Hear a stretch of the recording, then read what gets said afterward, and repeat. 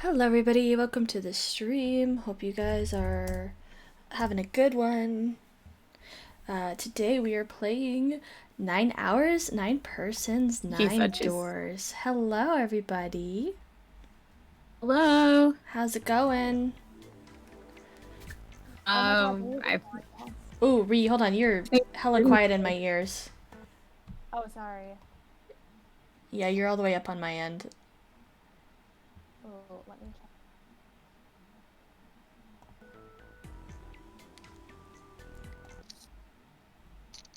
I think we're doing okay. We were just briefly discussing how everyone got into Ace Attorney and 999 and everything. Oh wow, so. yeah. We're a bunch of visual novel trash. But that's okay. Yeah. Hello, Andrew. Hello, Yaka. Hello, everyone. Sorry, Andrew. The lurk command is exclamation point first. Apologies. I'm kind of goofy that way. I don't know why I did it. But thank you for lurking. Most people do exclamation mark first. Do they? I feel like I've seen a lot of people do it the other way. I haven't really seen anyone do it that way. No. I'm gonna do this. No, I think the critical role commands are exclamation point first as well. Interesting. Okay. Yeah, like normal people do. Okay, well. You're normal, Kiki. You're regular. Thanks. I'm an average human being. Kiki is regular? That doesn't sound right. That is true when you put it like that. Also, welcome in, Kay. Hi. Hi.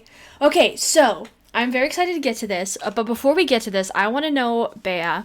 So the whole reason we're playing this is because this is your first time playing it, and this is going to be your decisions and stuff like that. But I want to know, what all do you know about this game prior to, like, just from osmosis? Like, completely honest, like, it's okay if you don't know anything, but I'm curious to know what you know. I know that it is a visual novel. Okay. I know that there are apparently some hot people in this game, which leads me to believe there are also some not so hot people in this game. Okay. It seems a little bit spooky. Okay, that's valid. That's everything that I know about 999. Hey, you know what? That is super valid. That's a good start. So I think we're off to a good run here. So I'm very good start. Yeah, totally. I'm very excited. Do you know how many persons and hours and doors there are? It's a very important question. I'm gonna go out on a limb because it says it on the screen and say 9 of each. That's a fair guess. You know, you should remember that question for the end because there will be a test. Okay, I need to start taking notes. Well, make sure you have a piece of paper and a pencil. That's always very helpful. Oh, dag, like for real? Yeah, Yes, like actually. there's so the this thing. Oh, don't no. We don't need the intro. That spoils a bunch of stuff. Oh yes, thank you. It does. Yeah, Finally, someone agrees with me on that. yeah. So Okay, I'm gonna do that. I got a notebook. Let me get out my trusty milk carton pencil case. Yeah. Find one of my cute So the way this cat game, pens. so the way this game works is that it's essentially a visual novel, but it has escape portions in the middle, like escape rooms Okay. essentially. So I'm gonna let you take the lead on those, but if you get stuck, you can ask for hints. Like we can help you. I have a walkthrough pulled up in case I fuck up and forget I how the played through puzzles this work. game 4 times. I am a walkthrough. Oh, because you super valid. Okay, yeah. I personally, I think the 999 puzzles are the easiest of them, of the 3 games. So I don't think we'll Yeah. have too much of a problem. But I like I said, I this is your game. We've all either played through this before, or in Ari's case, is also experiencing it for the first time. So Ari, if you have stuff you want to toss in too. So this is really your game. So I'm gonna let you choose where to go. I'm gonna let you choose who to go with, and take the lead on the Okay. puzzles. So no pressure. You can totally ask for help, but this is your Is experience. there like a Nancy Drew aspect to this game? I don't know if anyone's played Nancy Drew. I don't think but- it would go quite that far. It's not quite as open-ended as that. Like Do you want to make a side bet on what ending B gets first? I, don't wanna make a side bet on that. Maybe we shouldn't talk about I'm endings gonna yet. say no for now. Maybe once she's gotten her first ending, if they want to maybe take some pointers from there on where to go, we can. No. I mean, like, do we, in a different chat, not verbally, Oh. want to make a side bet on what ending is Oh, side bet. I'm sorry, I didn't hear that part. Yeah, no, That would be actually, funny. that would be really funny. We should totally do that. And Bea can just like mute it or something like that. So and then Yeah, I just return won't to it. look. I don't have Yeah, to look. we can totally do that. We probably won't get that far into it today. I'm hoping to get at least to the first room, but we'll see. So, with that being said, click to save. Yes, I want to save here. Okay, and we're into it. This is voiced, except for the rooms themselves will need some voicing. But also, this disclaimer is really fucking funny to me, and you probably won't know why until we get into it. But the fact that it's like, this is fiction, is like, are you sure about that game? I'm so excited.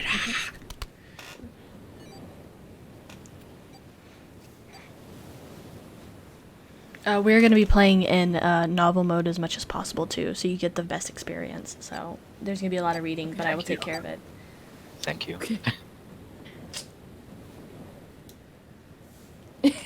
Ari, your quote read. I'm not in this.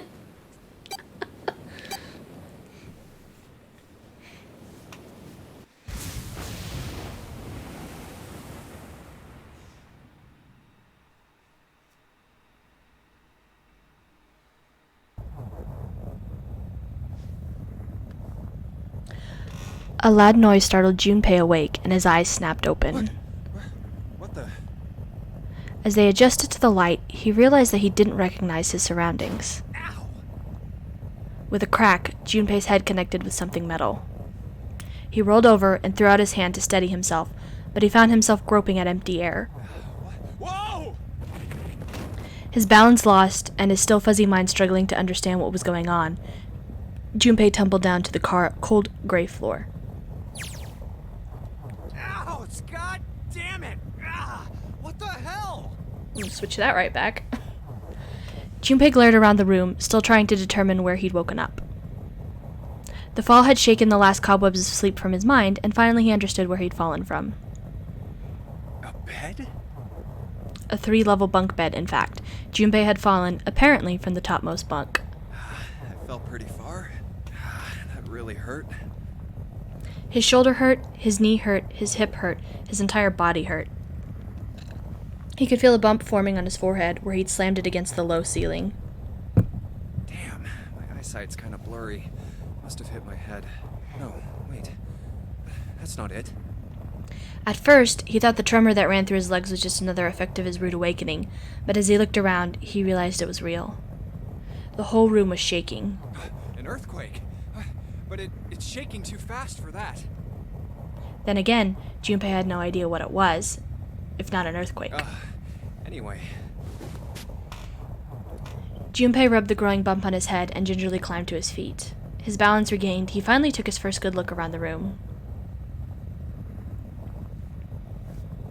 And muttered to himself. where am I? His pain momentarily forgotten in the face of the... something. Minutes passed when Junpei struggled to get his bearings. That went... Well, I didn't click that. It just went on its own. It's okay. Then, as suddenly as they begun, the tremors ceased. Wait, it... A cold silence fell over the room. From somewhere far away, Junpei could hear the sound of metal squeaking. What's that sound? In an attempt to distract himself, Junpei looked around the room once more. There was a stove that looked more antique than functional. The 3-level bunk bed had mattresses that were so thin that they were little more than blankets. On the other side of the room was an identical bed, and set in the wall between the beds was a slightly dirty iron door. That's... The first thing Junpei noticed about the door was the number roughly emblazoned across it. On the surface of the door, in red paint, someone had written 5. 5? What's this 5 mean? Suspicious, and still utterly confused, Junpei approached the door, slowly. Standing, at last, in front of the door, Junpei grabbed hold of the L-shaped handle. A push yielded no movement, and a pull the same result. It won't open. It didn't matter how much he pushed and shoved, the handle wouldn't budge. Next to the door was an odd-looking device that reminded Junpei of a card reader. What's this? Is this keeping the door shut? Junpei knocked hard on the door. Hey! Hello? Is anyone there? Open the door! There was no response. Junpei threw his left fist into the door. And stopped. Huh?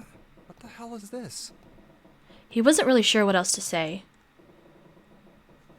On his left wrist was a bracelet of a sort he'd never seen before.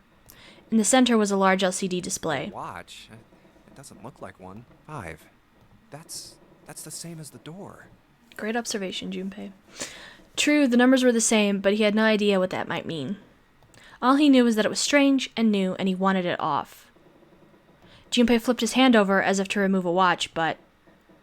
What? How do I take this off? The other side of the bracelet was solid. No buckle, no clasp, nothing. He sighed and flipped the thing back over. There were a number of rivets around the rim of the face. Perhaps... Maybe pushing something on this will work? He pushed them, but nothing happened. On a watch, they might be dials for adjusting date or time, but on this bracelet, they did nothing. Nothing. Damn. Guess I'll have to force it off. Growing more desperate, he began to tug at it. However... No good. This stupid thing won't come off. A steel ring ran from the face around Junpei's wrist and back into the face. He wouldn't be pulling the bracelet off anytime in the near future. What the hell is the deal with this thing? Frustration and desperation were beginning to mix as the reality of the situation began to dawn fully on Junpei. So much was happening, and none of it made sense. Junpei felt as though he were about to explode. Where am I? And why the hell am I here? Why?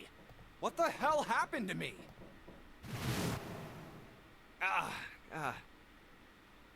Pain bloomed, but he did his best to shake it off. He raised his head. Huh. It was at that moment that he noticed the window. This is... The window was round, rimmed in riveted brass, like a window from an early 20th century ship. Hold on. Am I on a ship? Junpei walked slowly toward the window. He could see nothing beyond it but thick, impenetrable darkness. I can't see anything. If only it wasn't so dark outside. Junpei squinted, trying to see something, anything. It was at that moment. Huh? What the... Oh, you gotta be kidding me. What the hell is going on here?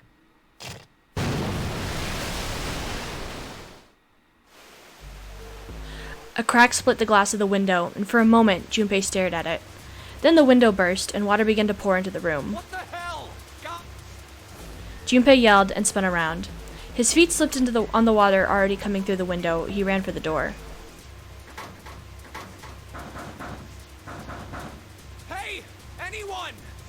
anyone there?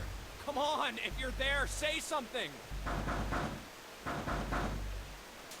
There was no reply.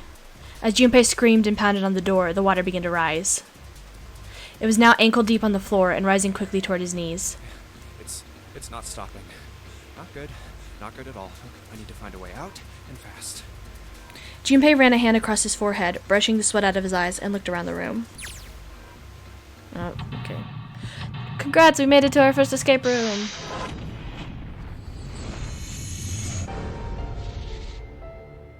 You're gonna drown?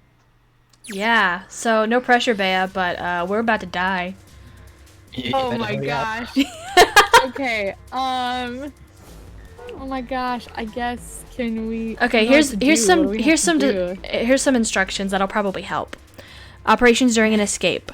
During an escape, you're restricted to an area. Your goal is to search around and uncover how to unlock the door.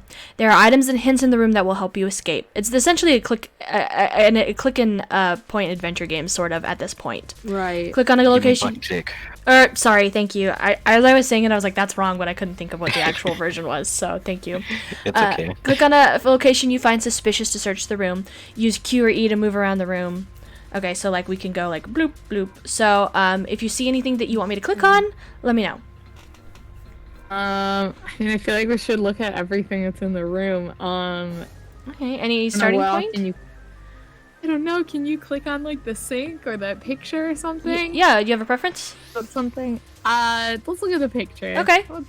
That seems like a good thing to do. About items. Once you've obtained an item, you'll be able to go to the item screen. Clicking the item on the top left will take you to the item screen. So now we just have this, and we can also like look at it too. So Okay, cool. and we can search it to get some info on it. An old picture frame. There's a picture of a ship in it. There's screws keeping the back on. So now we have the picture. All right. So if we make it out, we have a nice picture. Yeah, What's exactly. that little red, yellow, blue, white thing? Yeah. I look at that. Oh, I'm sorry. It's No, you're getting good. distorted. This is mostly mechanical stuff that I need to know. So this one. Yeah, that looks important. Yeah, this is a fun little thing here. Looks like a it looks like a hint, huh? Yeah, let's see if it says anything. Nope, that's not important. I mean, not important. That's not helpful. Okay, what else? Anything over here, or do you want to move? I don't know. I mean, is there that top? Can you click on that top picture frame? Is there anything in that? Okay. There's nothing on it. There we go. Okay, what else? You want to see don't- anything here, or you want to back out? I don't know. I guess there's probably not anything else there to look at unless I don't know. There's probably not anything else there to look at. Okay, We'll I go think somewhere else. too. I think if there's something to click on, like yeah, so they'll be like yellow on something. Well, the first time sometimes they'll be yellow on it if it's clickable. So. Okay. Well, I guess let's look at the stove. There's hopefully something. Okay. This is the door to the stove. Well, it opens easily enough. Sure wish the door to get out of here was that easy to open. Look at that. Hey, that Cool. looks helpful. So this is a fun thing. What you can do is you can combine items. Okay. Yeah, I was just gonna say, can we combine the picture Yeah. frame and the screwdriver? Maybe there's a card in there or something. There you go. Well, the screwdriver got the screws off easily enough, and here's the picture. Yay, so now we have a picture without the stuff on it. Hey. And there's important symbols on the back, but we don't know what those will Okay. do yet, Hey. so... Wait. So let me look at it. Sorry, I I'm wanna trying to see make now. it like... The rotation They're physics in this good. game are not great. I will tell you that. You're Okay, good. that's... It doesn't have to be perfect. I'm used to finagling around with the Nancy Drew games. Oh, yeah, so that's true. it's okay. Cool.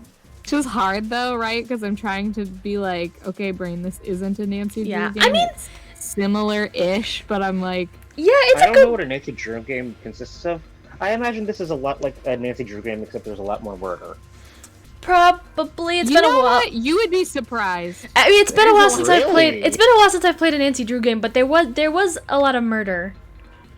Oh, maybe I need to play Nancy Drew games. They're actually pretty good, They're really good. but it's a good launching I point. got all of those. Okay, cool. Got all of those. Okay. So Oh well, it's just Code. did the we're one step ahead of you, game. Oh, a screwdriver, huh? Wonder why that's here. Well, we already figured it out. Junpei, thanks. well, ain't that just the way? Okay, so I feel like there's probably. Can we go look at the door? Is there like a? I want to look at the door. Okay. We look at the key card thing. I guess that's a lever, huh? Maybe if I pull it. I guess. Well, it looks like pulling on Oh. the lever just makes a weird noise. Great. The light's still red and the display hasn't changed. Damn it, why the hell isn't this thing opening? Yeah, I was hoping we could put the numbers Yeah, on it there, but looks I guess like there's we not might a way to need do that. To slide something? Yet. Yeah, so let's- Or I put guess something we'll- on here, maybe? Or both? So there's probably let's- more stuff that we need. Yeah, let's go keep looking. Okay. Do you want to go back, or do you want Can to? we look in that? Can we look in that briefcase? That's the Sure. code to the briefcase. No Son dice. of a It's gun. locked tight. Let's see if there's anything in the keyhole. Yep. Okay. Can I look at the card in my pocket? Oops, hold on. There we go. Okay, so that's 7, 4, 6, 3. Okay, so I guess we'll go put that in the briefcase. Okay. You said 7463? Yes. Okay. Oh. I guess I need to put the key in the keyhole before I can enter any numbers Oh, in the dial. shoot, It won't let okay. us. It won't let us do it. Shoot. Okay. Let's. Okay. Well, there's more stuff to search, so no I was worries. gonna say, can we look like in the beds? Is there Yeah, stuff in the beds? there's that we can a- look at? Oh, okay. sick. I'll just start clicking on. I can keep looking till the cows come home. All I'm gonna find up here is that pillow. Damn it! Isn't there anything else I can use? Try this one. There's a pipe at the other end of the bed. Oh! This isn't important. I can't see the bottom of the ladder. Oh man, the water's already up to the bottom of the bed. I've gotta hurry this up. Oh, okay, that's not the ladder that I thought it was. Alright, let's go look at the. Oh! What were you saying? Even if it's even if it's the right data, you need to examine it like 10 times. So. Oh, that's true. Yeah. This game is also like Ace Attorney, where if you do the right things in a certain amount, it's very funny and gives you some Yeah. funny dialogue and stuff. So Especially one of these data. Yeah. yeah. Do you remember which one it is, Yosh? Is it this one or the other one? The one that I clicked on originally. I don't know. You can just examine both. Okay, cool. Can't bring Is it a myself. ladder? Are you? Because I think I know what you're talking about, and I don't think it's a ladder. It's the data. Yeah, It's a ladder? yeah. There's two different things, and the second one that you're thinking of, I don't think is in this room. Maybe it's in this room. No. Okay, yeah, the no, other. no, no. But The one I'm thinking of is not in this room. yeah, it's like way later on. It's- But the ladder yeah. thing is like a running thing that goes on. So Okay. I can't bring myself to call this a bed. It feels like a board with a sheet on it. It's pretty flat. Look at that. Okay. Oh. So no Great. pressure, but there's another one of Okay, these wait. things. This is not. I'm just for 1 second. Wait, what was that? Can you just leave it there for 1 second? Yeah. I was gonna try to fix it, and then I was like, this is gonna be more work than it's worth. No, it's fine. It's fine that way. Cool. Okay. Okay, we can go on. Okay. Good lord. All right. Let's. Okay. So ladder that goes from the floor to the ceiling so that you can get in all 3 bunks. Well, worst case scenario, I can just climb up there. Yeah, right. Like that's gonna work. So it goes up to top bunk. Right. I'm just gonna keep clicking. I'm thinking it's the other one, maybe. Yeah, I think that's the other one. Okay. It was worth a shot. I have to say, one of the best things throughout this game is Junpei's side banter to himself. God, Like, yeah. he is so Leonard, pessimistic, we and meet it's again. so hilarious. just He's how, so like, funny. I love Junpei. He's one of my favorite protagonists in like games ever. So ladder, we meet Okay. again. Once again, I gaze Once again, upon it's this just- stately ladder. I don't even know her. Most original joke ever. As I gaze into the ladder Iconic. gazes into me. He's taking the idea that he's taking the time. It's like the water's pouring in. Hey, so Water did you rising, hear? by the way. Better turn Yeah, soon. totally. Yes, Junpei, so good. Thank you, Toucan. Welcome in. Thank you for the follow earlier. Much appreciated. Welcome in. Hey, so did you hear what shopkeeper said after his ladder got stolen? Oh, I accidentally clicked out of the game. There we go. No, what'd he say? Further steps will be taken. And that's why I have no friends. Oh, Junpei! That went from funny to sad really quickly. It has been a hot minute since I played this game. I don't know what you're talking about. This is so funny. Oh god. The ladder watches me. I sense that it finds me wanting. So this friend of mine fell all the way down a 50-foot ladder. Wow, that's pretty bad. How's he doing? Oh, he's alright, but he's feeling pretty wrung out by the whole experience. I should be writing these down. They're comedy gold. Okay, I'll write them down, Junpei. I think the ladder's So following me. stupid, I love it. Try to keep. God, this goes forever. I don't think I've ever. I think I've missed this one the first few times. I don't think I've clicked. I got the later ones, but I don't think I ever got this first one actually. Trying to keep I up don't with. think this joke is true. We should debunk it. But I'm trying to keep up with all the latest styles has me all wrung out. Well, if it's a choice between being a step for someone else and being a real social climber, I'll take the latter. What do you call a secondary ladder covered in people? A full B ladder. That's... Okay, I need to stop doing these before I hurt myself. Besides, this is no time to be making jokes. Thank you, Junpei. You finally Amen, realized. King. You finally I realized. guess can we look at the kettle? Sure. Can we click on that? Sick. Think about that. Well, let's see if there's anything in here. Hey. Looks like there is. Oh, a key? Yep, that's a key, alright. A little blue one. Yay, little blue Ash to key. death. That's great. Oh, it's so cute. It's a cute little key. Okay. Okay. I suppose give her a shot on the old briefcase. Okay. There we go. Alright, let's see what happens if I put this blue Sick. key in the keyhole. And nothing. I guess I'm gonna need some sort of code for the dial. Minigames. But we got yes. 2 codes. Yeah. There's 2 codes. We'll just have to try them both, I guess. I know. Sorry, not you. The I game. didn't know if no, you're okay. I didn't know if doing the wrong one would be like, and you died. And it explodes instantly. Yeah, it explodes. And they died. Okay. Which one you want to try I guess- first? Let's try the 74631. Okay. 7. You said 7463?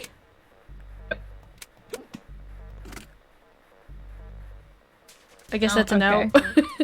And the second one, I guess, is 0, 2, 8, 5. Nope. No. Okay. Okay.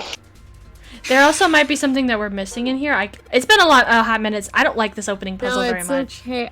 I'm trying to think too. I'm like, This maybe I opening have to puzzle like is subtract one from the other one, or like, I don't know. Like, objectively, this is probably the best opening puzzle in the entire series. You know dear. that's as far as opening puzzles go, that's kind of valid because the other ones I'm not a huge fan of. This is the one that even when I replayed it like 6 years later, like I still struggled with it. So, but I'm kind of a Can dummy. we So look in the? Can we look in the oven again? You're not dumb. The Virtue's Last Reward one is the only one I didn't have Thanks, to look Mom. up a guide though. oops. There. So nothing Oh, inside. it's just okay. I didn't know if there was. Nope, that's something not else totally a inside. stove. Wait, hold on. Okay. Okay, yeah. Totally yourself.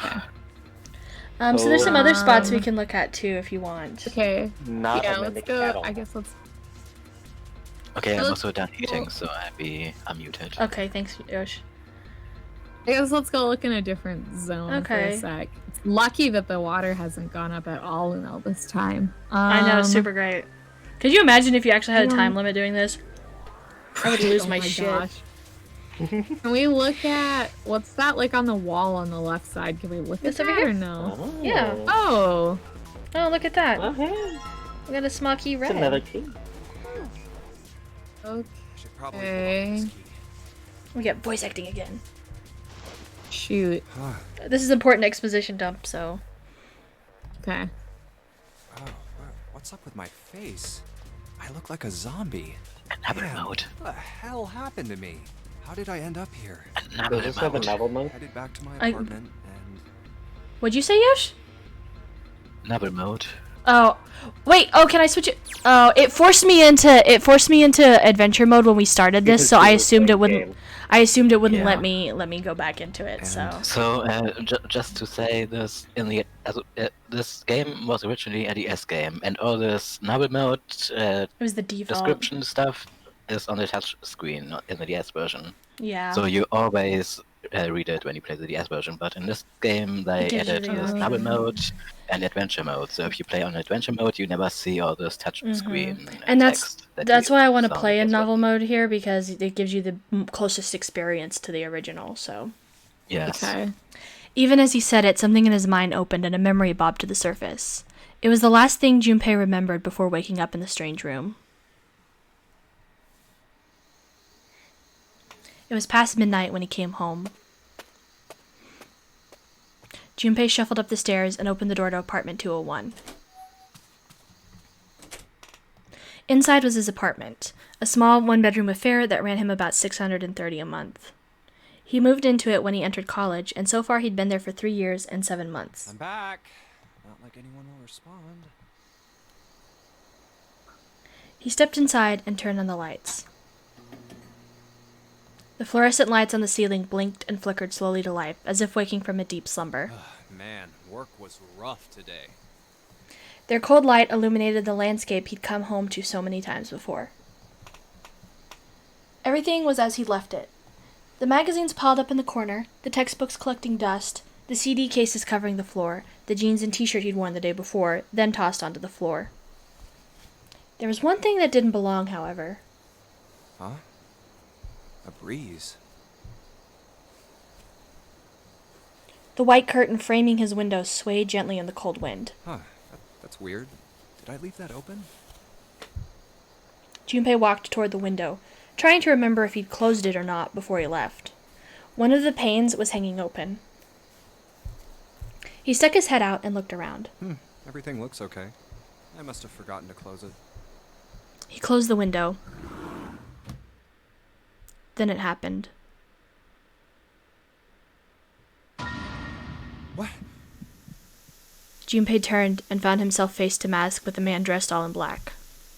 The man wore a deep hood and a bulky gas mask, his face is entirely hidden. Who are... Suddenly, he couldn't finish. Junpei tried to yell. All he could manage was a strange croak.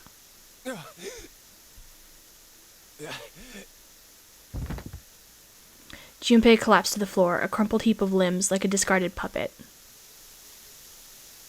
Too late, he noticed the white smoke that was quickly filling his apartment. A small object, shaped distressingly like a grenade, sat on the floor in front of his face, hissing. The white smoke poured out of it at an incredible rate. The smoke had grown so thick that the details of Junpei's apartment began to fade into the white haze. He could feel his mind begin to fade as well, a white haze that was not the smoke creeping into the edges of his vision. Consider this a privilege. You have been chosen. A rasping voice wormed its way out of the gas mask. It was cold and harsh and distorted in some way Junpei couldn't put his finger on. You are going to participate in a game. The Nonary game. It is a game where you will put your life on the line. That was the last thing Junpei remembered. The white smoke overpowered him. The masked man faded from his vision, and he felt his consciousness fall away into the white mist. That's right. That guy with the gas mask. That son of a bitch must have taken me here. When I get my hands on him... He ground his teeth in frustration and strained to remember anything about his attacker's figure. Well, I guess there's no way to know if that was a man or not. The voice had been cold and mechanical, likely passed through a voice changer, and the body had been covered in a thick cloak. Just who was that? They said, you have been chosen. What it might mean, that was beyond him. What the hell is going on? Why me? There was only one thing from his memory that seemed important. You are going to participate in a game. The Nonary game. It is a game where you will put your life on the line. The Nonary game. Huh. What the hell is a Nonary game? God damn it! With a yell, Junpei drove his fist into the mirror. Okay, and we're back! So I hope you didn't forget every single bit of the puzzle that we just took a whole detour for. Can we break the mirror? I don't Or is that not an option? think it will let us. Yeah. That's okay. Cool. Didn't know if there was maybe a secret room back there. Or No, something. that's valid. That's the sort of thing that you should be thinking in these games. So, good job. There's a Nancy Drew puzzle where she has to break a mirror and there's a secret room. So I was like, hey. Hey, you never know. Okay, well, the blue key, maybe the red key needs to go in the briefcase, even though the briefcase is blue. We could. I don't know. I don't know if we can even get that. Actually, key back yeah, I out. don't think I've Okay. Yeah, it'll just take me into the mini game. So, yeah. Please. I will say That's this game is right, pretty good about like within reason. Like some things you can kind of goof around and put in the wrong place, but there's other things that you can't. Like it won't let you do certain things. Like it's hard to explain. Like if you've got a bunch of vials with liquid, it'll let you put them in the wrong vials, but it won't let you put the liquid in like the toilet or something. If it's stuck there, it's stuck there for a reason. Yeah. So Okay. something just That's to keep in nicer mind. than the Nancy Drew game. A little bit, yeah. It's got some advantages. That game has no. It'll be like, oh yeah, you can put that there. I'm not gonna tell you if it's right or not, but you can leave it there. Just a little mystery, Okay. extra mystery as a treat. Okay, I guess let's look around some more. I don't Okay. know. Do you have anything in particular that you want to look at, or do you just want to start clicking on stuff?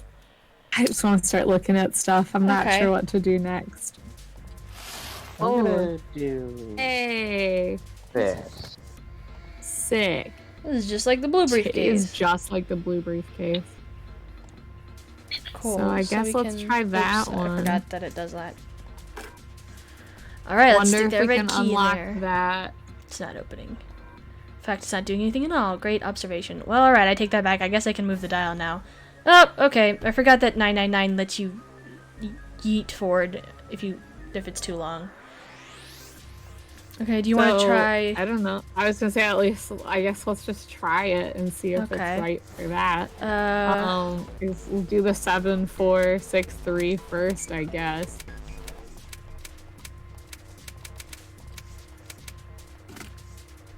nope. Okay. And the other one is 0, 2, Oh, god damn it. 8, 5. Nope. Okay. Damn sounds it. about right. It's not opening. Okay. I wonder if I've got anything that might have been a hint. I think it should open if I put in there. Yeah, I know, Junpei. Thank you. Okay. So honestly, I could be wrong on this, but I think we have all the items that we need. We do. Okay, that's what I was thinking. we I was do. like, correct me if I'm wrong, but Can so we combine the keys? I don't know. it won't let us pull the keys out. Oh, okay, cool. So it's basically these three things are what we have to work with. Oh, yeah, that's what I meant. Can we Combine these? Oh, okay. Sorry, I thought you I meant. don't know if that's a thing, but Nope. oh, 2 of them are red and 2 of them are blue. Okay. Hmm? So the red. Okay. So the red one. Yeah. Oh, that makes sense now, huh? Okay. You have a different combo to try. Yeah. Can Okay. you? Which briefcase?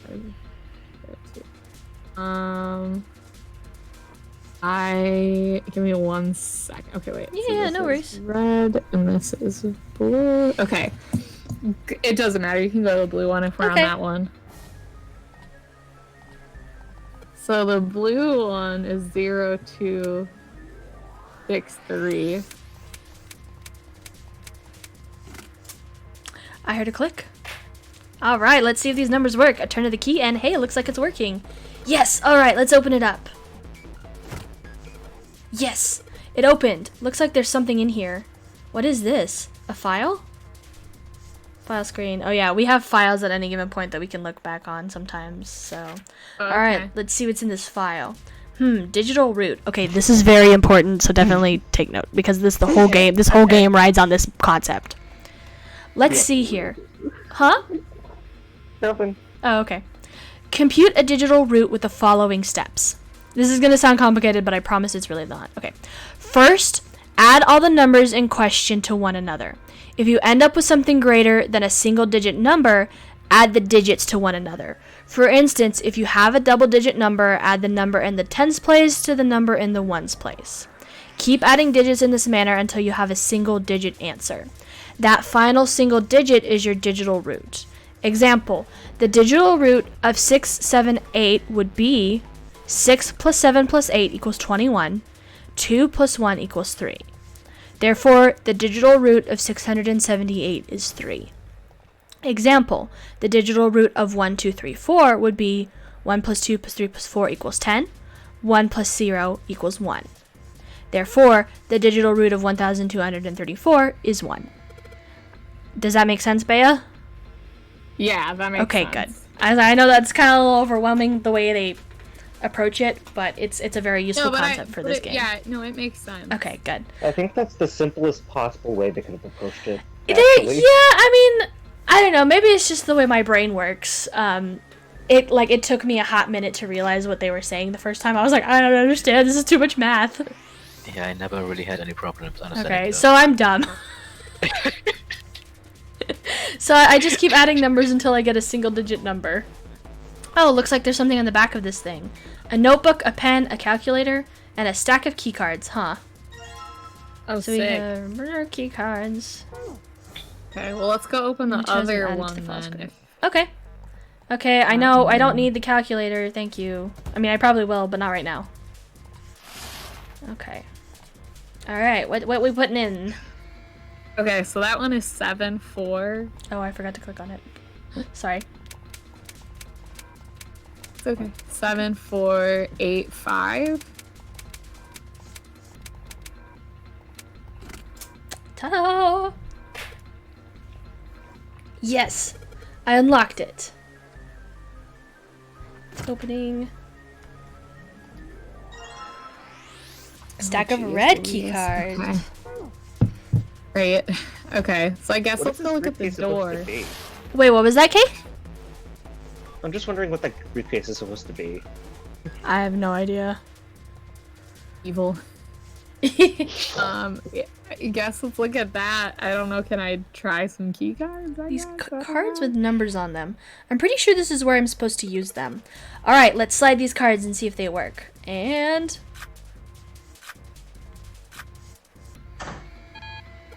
Huh? It's not working. Why? Damn it. No, that's right. I still have cards I haven't used. Okay, I guess it's gonna make me... Oh, do we have to combine them, or we just have to use them separately? Maybe. Damn it! Not again! There aren't any more cards in here. I've only got one other hint. Of course! The files! That file said something about a digital root. A digital root. The digital root, huh? What am I supposed to do Okay. with... There's a 5 on that door. Do I have to get a digital root of 5? I'm not really sure about this. Whatever. It's worth a shot. Let's see if this works. I'll just slide the cards that give me the digital root of 5 through the reader. Okay. Click on 3 cards to select them. The digital root of the selected cards will be displayed. So essentially, Okay, you so I gotta do have the math. Right. 7 plus 8 is already 15, and that doesn't... Oh gosh, this is gonna... Okay. It's a little complicated, but it's one of those things that like eventually you'll get used to it, and it'll be like secondhand for you. I think. I don't know. At this point, I don't know anything, so.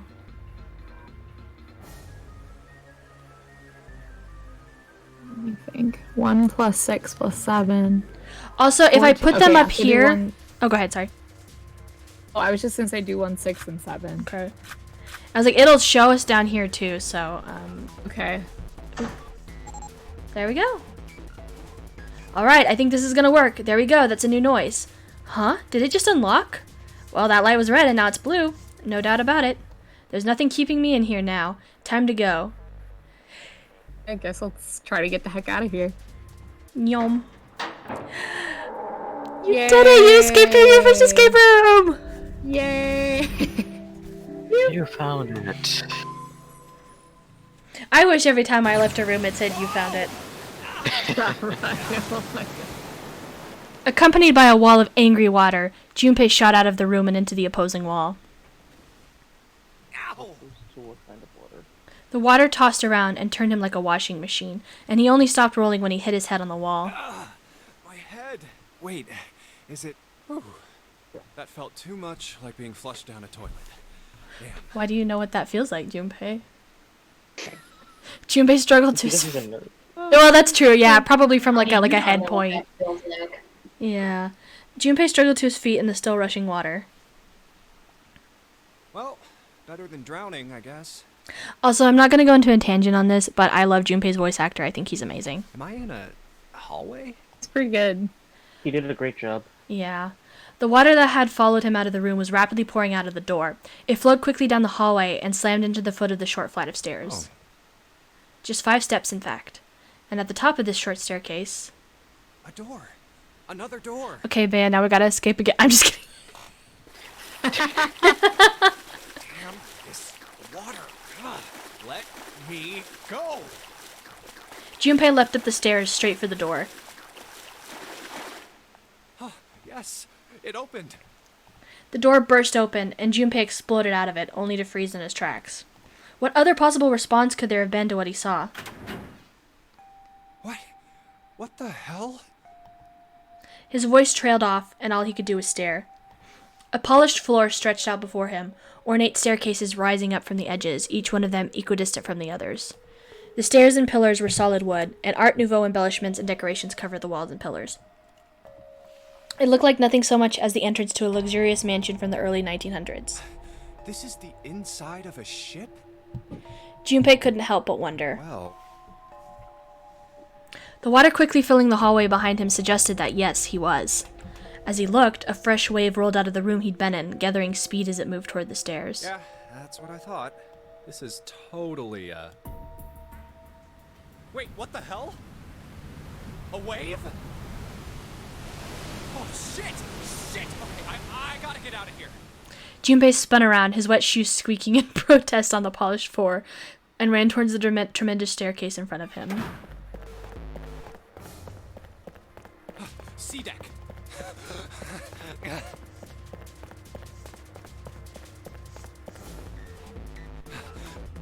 Hurry! Hurry! As he ran, he glanced quickly at the plates mounted on the wall, denoting the decks of the ship. Oop, I cut him off. Oh well. He took the stairs 2 at a time, not entirely sure where he would find himself, just as he began to wonder where, in fact, the stairs did lead. What? Junpei saw another person out of the corner of his eye. People. He stopped short, nearly tripping over the next stair, and looked. It wasn't just one person he'd seen. On the landing to the left of the stairs, there were 4 people staring at him. And on the right side, 3 more. A lot of people. All told, there were 7 of them.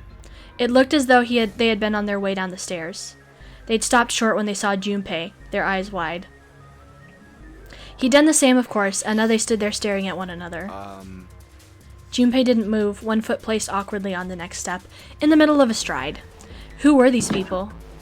The guy on the right in that past one is me when any professors say, "Oh, we have a test today," and I'm just like, "Wait, what?" Like, that's a mood, yeah.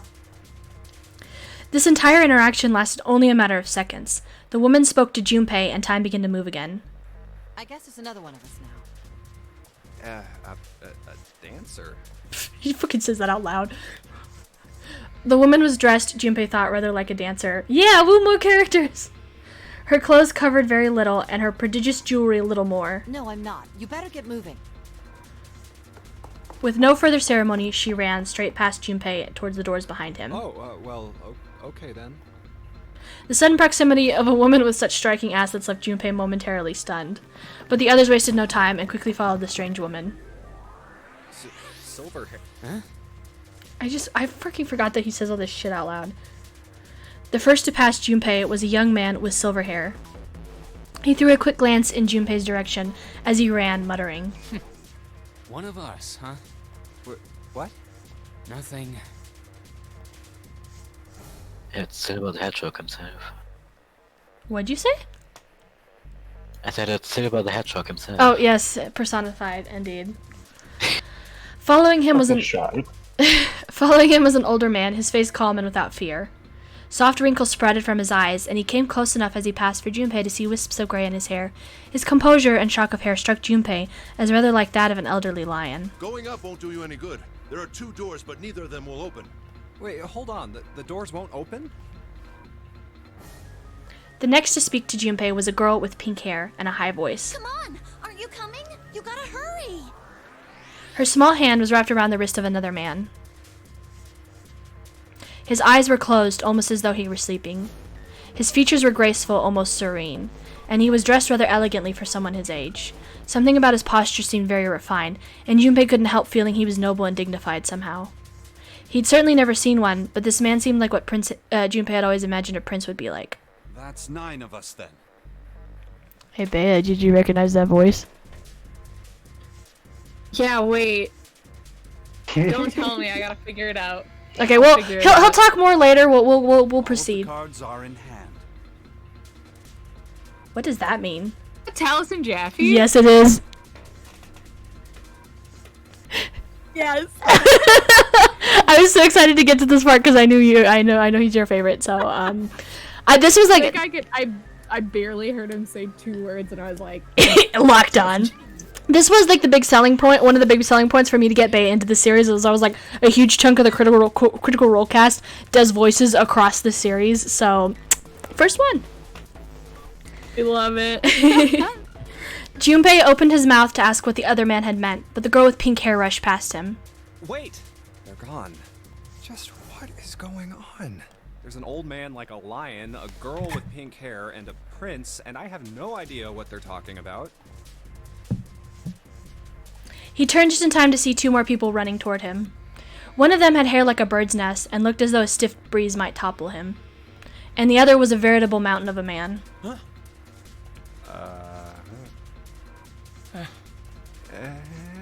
All these like... Ah. He's communicating. He's trying to speak to me, I know it! The scrawny one scuttled past Junpei as though he were running from something. What's that all about? Hey! What the hell are you just standing there for? Didn't you hear him? The doors on A deck are no good. We gotta check the doors on B deck. Got it? Now go! Before he had a chance to respond, the man laid a massive hand on Junpei's shoulder. With no more effort than Junpei would have used to brush aside a fly, the man shoved him out of the way. Whoa. Thrown off balance by the man in recent events, it took Junpei a few steps to get his bearings. He finally regained his balance and looked up at what the other 7 had been running toward. Hey man, that was dangerous. Huh? There were 2 pairs of large iron doors set into the wall in front of him. They looked quite sturdy and each had handles jutting from them. Written across the surface of each door in red paint was a number. The door on the right... 4, and this one says 5. They're the same. The guy Junpei had decided to call Silver was mumbling to himself. The room I woke up in had a number on the door just like that. You too, eh? With an arched eyebrow, the lion looked over at Silver. My cell was the same. A number upon the door. I opened it, ran down the hallway outside, and found myself in a rather grand room full of stairs, as I suspected the rest of you. It was as though the... Excuse me. Bless you. Thank you. That came out of nowhere. Gesundheit. Thank you. It was as though the floodgates had been opened. They all began to talk at once. Me too. Same for me. There was a door with a number on it. It soon became clear that each one of them had awoken in a room with a locked door and solved a puzzle to escape. They'd all ended up in the same room. Almost as though they'd been guided here. Yes, we all saw the same thing. That's not important. We need to hurry. You think I don't know that lady? Before the dancer had time to finish, Silver was already running. Open! Damn it! He grabbed hold of the door labeled 5 and pulled. I love that sound effect. However... Fuck, it's not opening. This damn thing won't even budge. Out of my way! The mountain grabbed Silver's shoulder and tossed him aside. His path cleared, he took a few steps back, then threw himself at the door. Once. Twice. 3 times. 4 times. The door shook as his body slammed into it, but showed no signs of breaking or opening. The mountain threw himself at the door again. A body slam from a guy that big didn't even budge it. There must be some other way. Junpei turned toward door 4. Next to the door, on the wall, was a small box. This looks just like the device next to the door in that room earlier. So that means this door is probably locked too. But still... He had to check. Junpei grabbed a handle and threw all of his weight into it. It was locked as tight as the door next to it, as he'd suspected. Damn it! Junpei punched the door. It did not respond. Are there any other doors? He'd barely finished the thought when the C-deck plate he'd passed on his way up sprang unbidden to his mind. His body moved before he had time to think. Junpei turned and ran back towards the stairs. He had scarcely taken a step when, at the top of the stairs, next to an ornate clock embedded in the wall, he saw a person. It was a girl. She looked to be the same age as Junpei. He froze, unable to look away from her face. He wasn't confounded by her beauty or something equally silly. No, there was another reason he couldn't take his eyes off the girl. Junpei had seen her somewhere before. He couldn't quite remember where, but he knew. He knew he'd met her before. The girl, too, stared at Junpei, similarly stunned. Her response suggested she'd seen him before as well. Huh? Without saying a word, Junpei walked slowly toward her. She didn't move. It was almost as though she was held in place by some sort of magic spell. As Junpei stepped onto her landing, the spell broke. No sooner had he set his foot down than the whole ship shook a second time. The quake caught the girl unprepared, and she fell. Out! Moving on instinct, Junpei leapt to catch her. Or so he thought. Oh.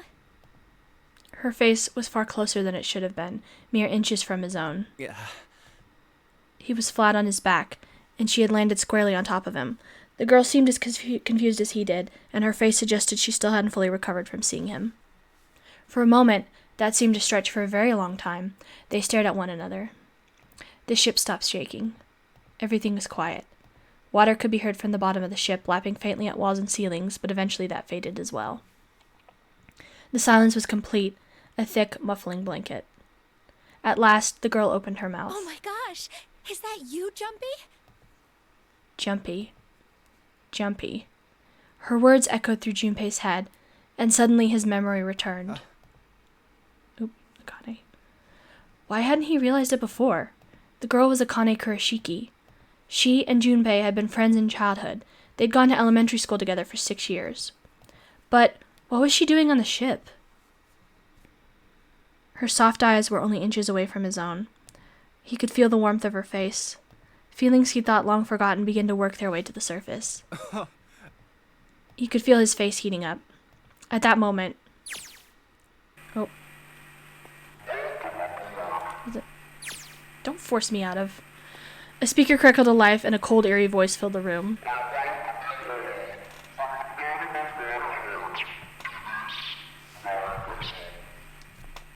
What? What's that voice? They hurriedly untangled themselves from one another and struggled to their feet. Their 7 companions had heard the voice as well, and many of their faces had gone pale. They looked around frantically, desperate to locate the source of the voice. At last they found it, a speaker set in the ceiling.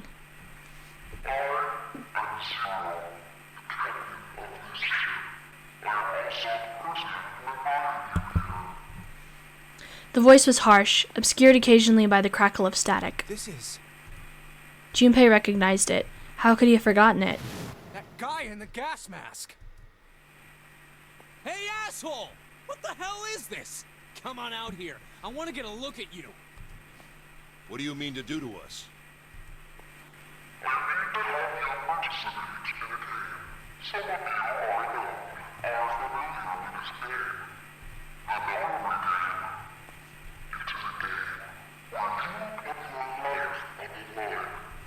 Nonary game. What the hell's that? The voice continued, implacable. I think that's how you say that word. Sorry. What was that, Bea? Oh, I said that was right. Oh, okay, thanks. You said that. Problems of reading a lot as a kid and never having anybody to talk to about things, so I know how to spell them but not how to pronounce them. What is he talking about? Hey, there's something in my pocket. Check this out. Silver reached into his pocket and pulled out a small slip of paper. The rest of them reached into their own pockets and pulled out similar slips of paper.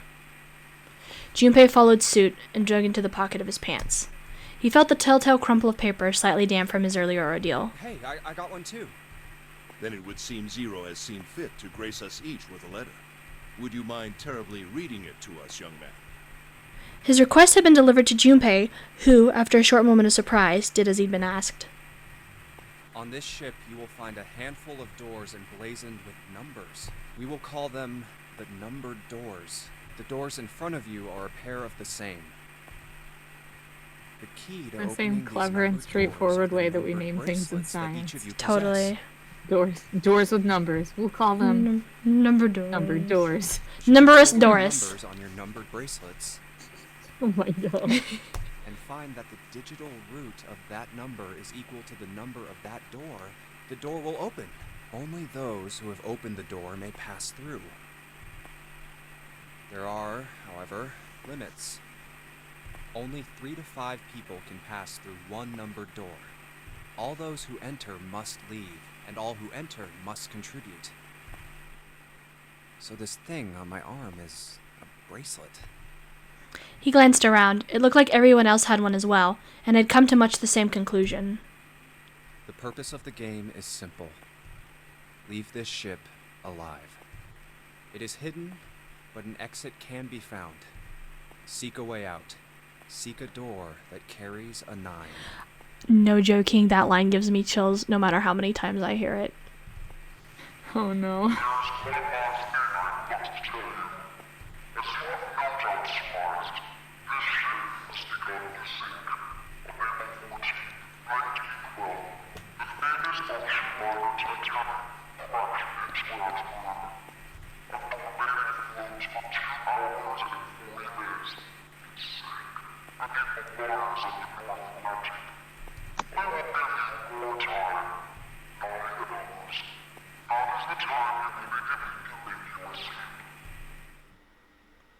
The voice finished, and the speaker went silent. I hear a bell. I think it's coming from over by the stairs. It's the clock telling us the time.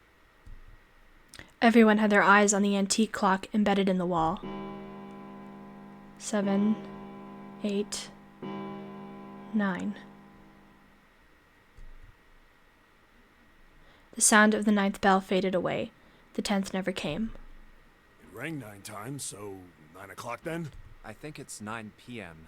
I couldn't see anything when I tried looking out the window earlier. It has to be nighttime. If that is the case, then we would need to escape by 6 a.m. tomorrow.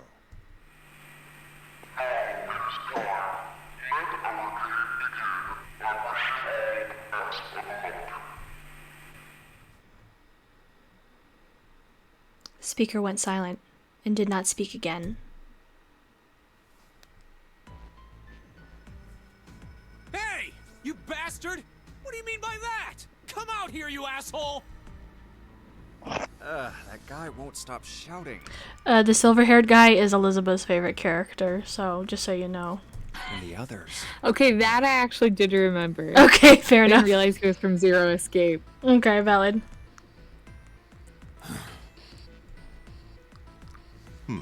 My least favorite part about... Talk to the prince. I'm sorry, what? I said, let's just talk to the prince, you know? Yeah, totally, yeah. My least favorite part about this game is the amount of times that it's like, ... and they have to go, like, oh, that's like the worst, that's the as much as I love the voice acting, that's the worst part of this port. It's the worst part, but it's so funny. It is very funny. And it's like, and then they have to do every character too, and it's like, no, we don't need everybody grunting! We need to hear everyone going, It's like we're in a Minecraft village.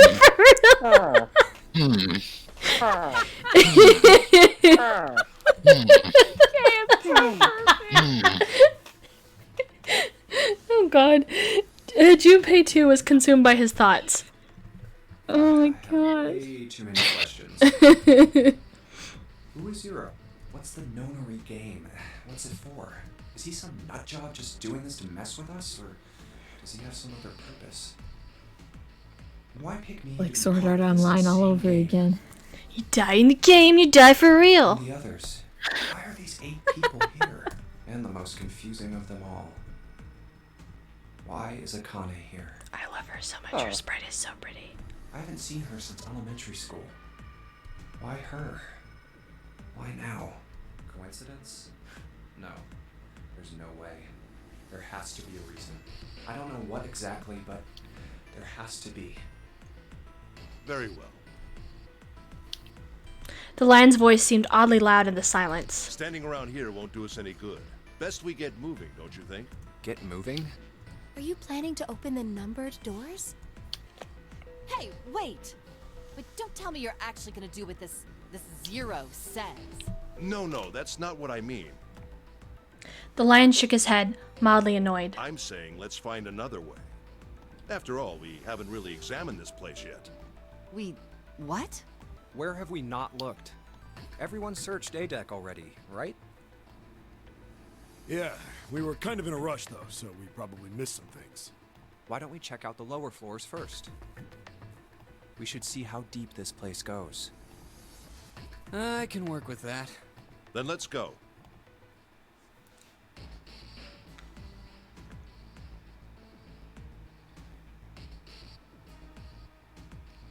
Whoa! What the hell? It's completely submerged. Damn. If the water level keeps rising like this, we're all gonna drown. No, I don't believe that's something we have to worry about. The prince knelt down and gently drew his hand across it. See? The water's not flowing. That means the origin of the water has been stopped. Perhaps this Zero fellow has used some sort of remote control to seal a watertight door lower down. He said that our time limit was 9 hours.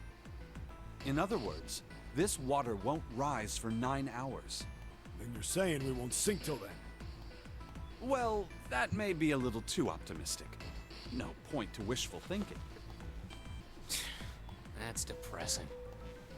If we don't determine a way to advance from this point, we are stuck on A-Deck and C-Deck. Looks that way. Hey, hold on. How about we check C-Deck before we jump to any conclusions? We might find something there. You're right. I think we should look at the metal doors by the big staircase, too. They're pretty suspicious. No numbers on either door. And I don't see an authentication device either. Nope. This one too. Damn, none of the doors are opening. Hey guys, over here. There's another door behind the stairs. This one doesn't open either. We'll see about that. Hey, old man, give me a hand. Using force, I see. Let's give it a try.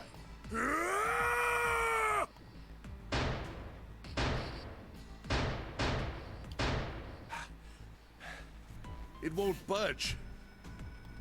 Could you not just start shouting out of nowhere? You almost gave me a heart attack, you know. Oh, sorry. It doesn't appear to have moved even with two of us trying. It's very well made. Try using your brain first. Huh? Take a closer look. A keyhole? Right. It's obvious what we need to open this door. A key, huh? You got a problem? No, I just really doubt we'll find a key that easily. Ignoring the tense air between the two, Junpei moved closer to examine the doorknob. What's this? Just above it was a strange mark in the shape of a circle surrounding a dot. There's a mark on it. Does it mean something? Hey, look! Over here, too! Pink Hair was looking at double doors they hadn't examined yet. More doors. I think they're elevators. There's an inverted triangle button by them. May as well try pressing it. Huh. Nothing. Maybe the power isn't on. Or we need to do something with this card reader. And there's a strange mark here, too. What is this? It looks like a lowercase h with a dash drawn across the upper stem of the h. Junpei stared at it for a while. This is the symbol of Saturn. It's an astrological symbol. Then the mark on the other door. I think that was the sun symbol. We saw the same symbols on A-Deck. We did? I don't remember that. A-Deck, huh? I haven't been there, so I wouldn't know. We may as well check again since we're talking about it. Lion's words urged them on, and they took the stairs up. There, the two doors next to the stairs. The one on the left had a keyhole with a similar symbol engraved on it. She's right. It looks similar to what we saw downstairs. This is an Earth symbol. The horizontal line symbolizes the equator, and the vertical one represents the prime meridian. I see. Well, thank goodness she knows that. I know. One of my favorite things about this game, and you'll see this, is that everybody's got like some obscure knowledge and they're just ready to info dump about it at any given moment. Like, right. It's like everybody in here just has their special interest and they're gonna tell you about it whether you like it or not. Junpei looked up at the ceiling. The ceiling. Metal plates. Huh. It's as if it's covering something up. Perhaps it was a dome of some kind. I wish we could get out through there. Be realistic. We'd need a lot of explosives to open that up. Hi, Apple. Welcome in. Welcome back. Hope you're having a good day. The windows too. Huh. They're all covered. There were several windows along both sides of the ship, or at least there had been. They too were covered with metal plates. In other words,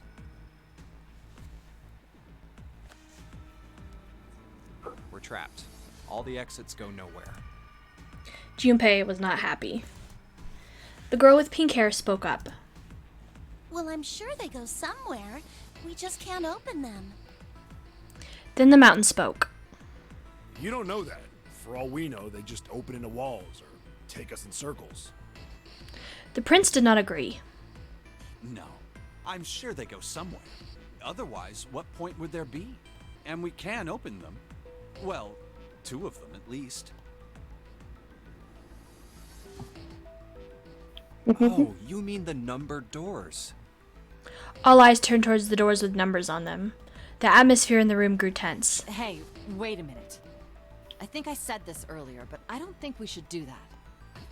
The dancer moved in front of the doors as if to block them. We'd have to be crazy to open these doors.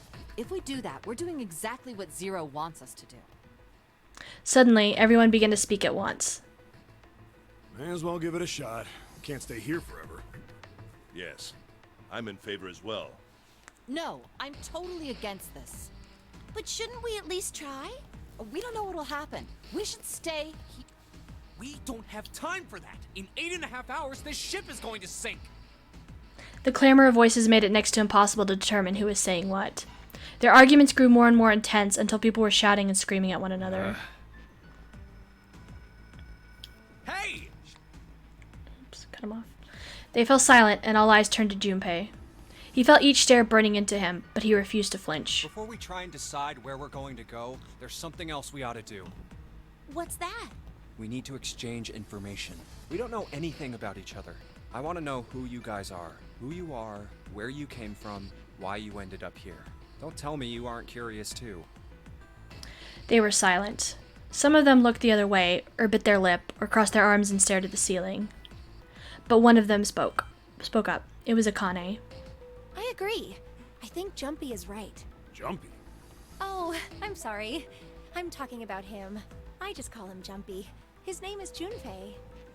She pointed toward Junpei. We're childhood friends. We went to the same elementary school. Wait, stop! Don't tell us stuff we didn't ask you about. Zero's probably watching us right now. What are you gonna do if he's listening in? Oh, would that be bad? Hell yeah, it would! We don't know how much that bastard knows about us. Maybe he just picked a bunch of random people to kidnap. If that is the case, then it'd be dangerous for us to let him know too much. If Zero knows who we are, he could go after our families. Maybe he'd tell us he had them to get us to do stuff, you know? But we still need to know what our names are. It's going to be hard to talk to each other if we don't have names. Alright, then why don't we have code names? To him, apparently, it seemed like the obvious solution. Code names? Yeah, we'll each pick something. Like, I'll be 7. 7? Why are you 7? It seemed a fair question. The mountain stuck out his left arm. Good old Junpei. Oh, I get it. Yeah, that's a good idea. So much. He smirked. All right, I'm gonna be Santa.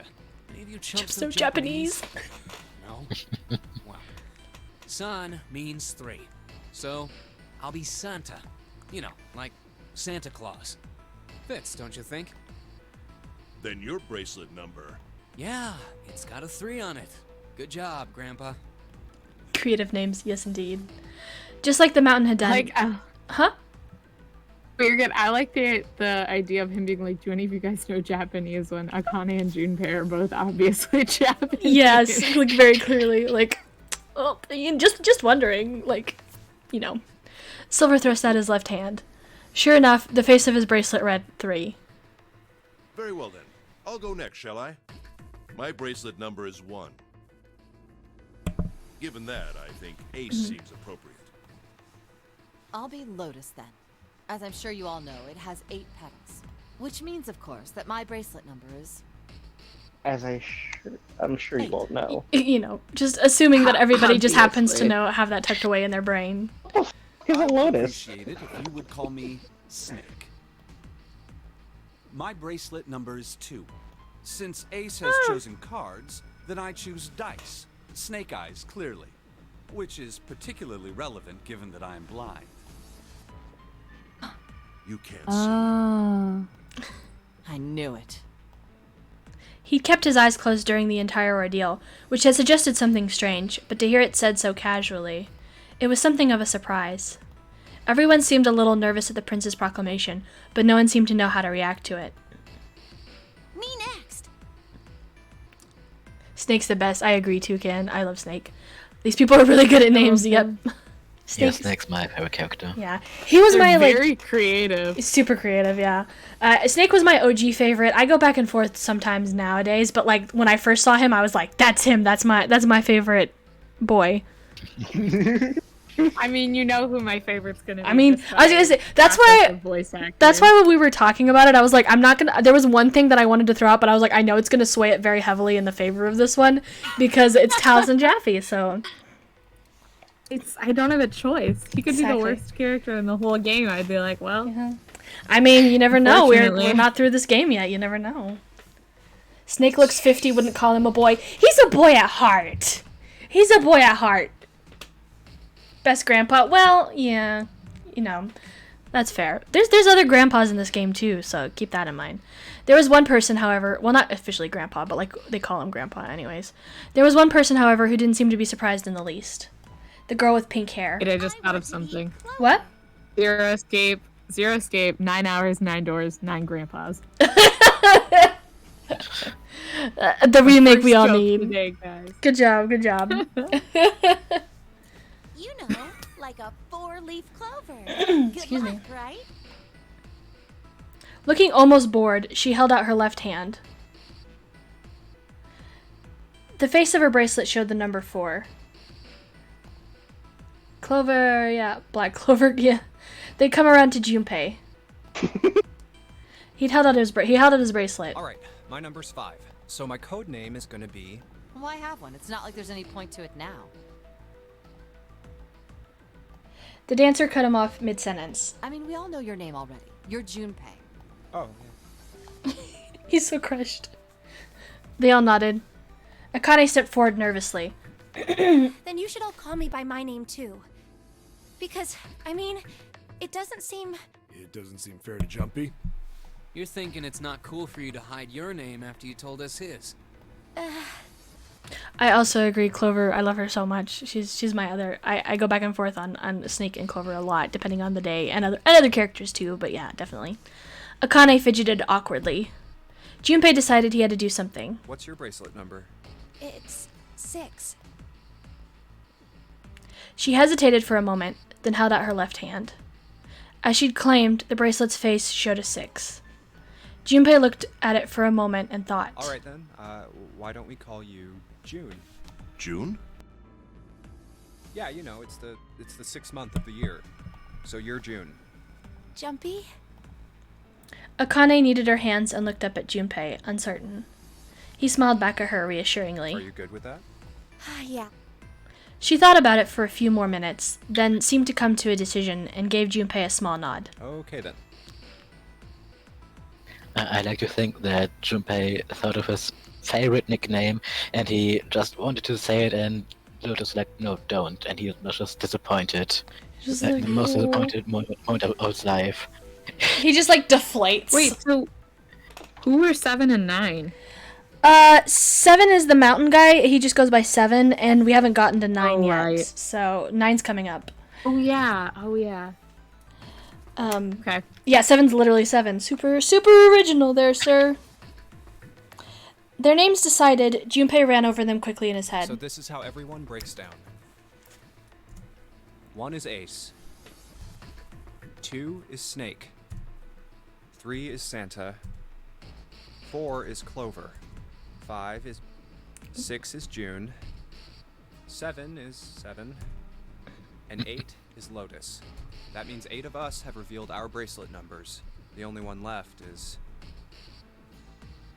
That glasses guy with hair like a bird's nest. Like everybody just agrees his hair's like a bird's You nest. haven't said a thing so far, have you? His skin was pale, his breathing was heavy, and he was soaked with nervous sweat. His behavior seemed very suspicious, or perhaps simply emotionally unstable. It was difficult to tell.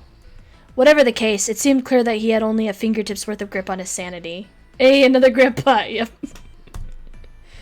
The girl with pink hair, Clover, walked up to him slowly.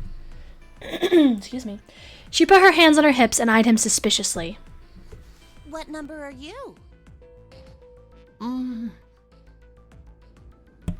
He didn't answer. His bloodshot eyes twitched from person to person, and his breath came in hot pants. Hey, I'm talking to you. The man licked his dry lips with a shaking tongue and spoke with a voice like old paper. Isn't it obvious? There are 9 people here. And you know who numbers 1 through 8 are. I'm the only one left. So you're 9? Yeah. He extended a trembling arm. The bracelet did indeed say 9. Clover looked at it contemptuously. What's Get your that man some chapstick, indeed. Code name? What do you want us to call you? We all made up names. You should too. I don't need one. Why not? Because I am not gonna stay here with you. He took a shuddering breath and exhaled. Clover looked at him with something very like disgust. You've got some sort of plan? I do.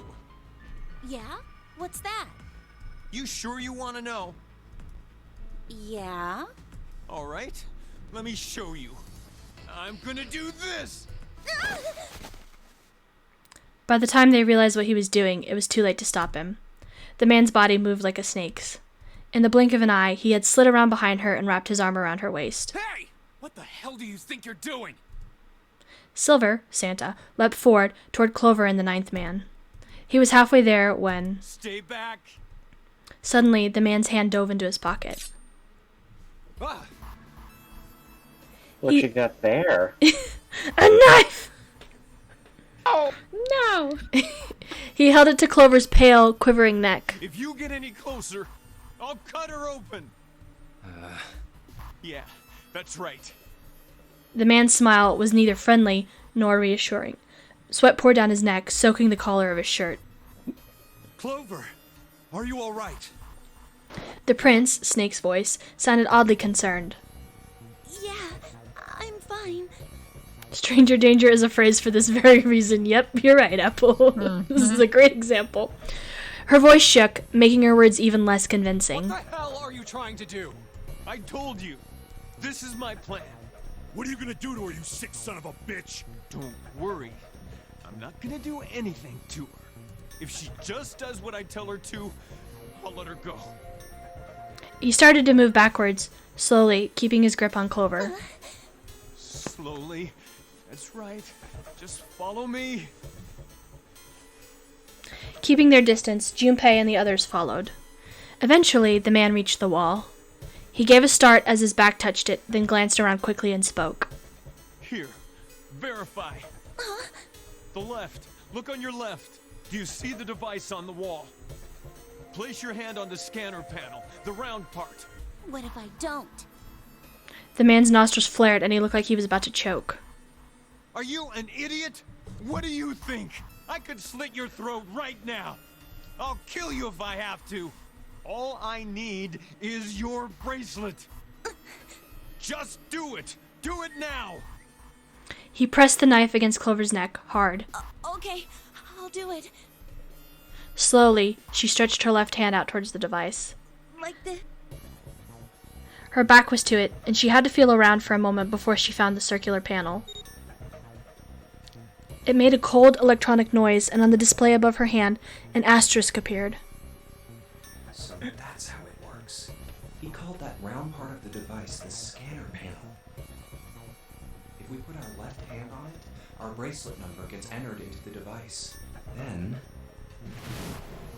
Should you total the numbers on your numbered bracelets and find that the digital root of that number is equal to the number of that door, the door will open. Junpei shifted his eyes to the door itself. The number on it was 5. Door 5. But why does this guy know so much about how this thing works? It's like he knows exactly what to do. Good. Good. You're done. Next. His bloodshot eyes crept from person to person until finally, they stopped on the lion, Ace. You, right? You're the one with the number 1 bracelet, right? Yes, I am. So? Then you're next. Just verify your number like this little brat did. What are you doing? Do it! Don't you care what happens to her? Okay, just calm down. Ace held up his hands, palms out. The 9th man jerked his chin towards the device. I'm coming over. Slowly, cautiously, Ace moved towards the device. After what seemed like an agonizing eternity, he reached it. Now, verify. All right, this is what you wanted, right? Ace is such a calm dude. Yeah, he really has like a level head here. Ace nodded and placed his hand on the scanner panel. The device beeped again, and a second asterisk appeared. Now the device has both Clover and Ace's numbers, 4 and 1. 4 plus 1. Oops, equals 5. It's the same as the number written on the door, but it won't open yet. Only 3 to 5 people can pass through one numbered door. One more person. If what Zero said is true, he needs one more person. Who? Who does he need? Get back. His voice shook, but the knife he held to Clover's throat made his words a command. Ace took 2, then 3 steps back. No! Farther! More than that! Go all the way back! Okay. Slowly, Ace did what he was told. The 9th man's lips curled into a cruel, twisted smile. Wait, don't tell me. That was when Junpei understood his plan. Clover's 4 and Ace's 1. Added to the 9th man's 9. 4 plus 1 plus 9 is 14, and the digital root of 14, 1 plus 4, is 5.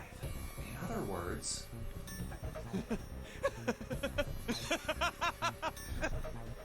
Thank God you were all so cooperative. Now I can get out of this nightmare. He pressed his own hand against the scanner panel. A third asterisk appeared on the screen. He dropped his hand to the lever on the side of the device and pulled.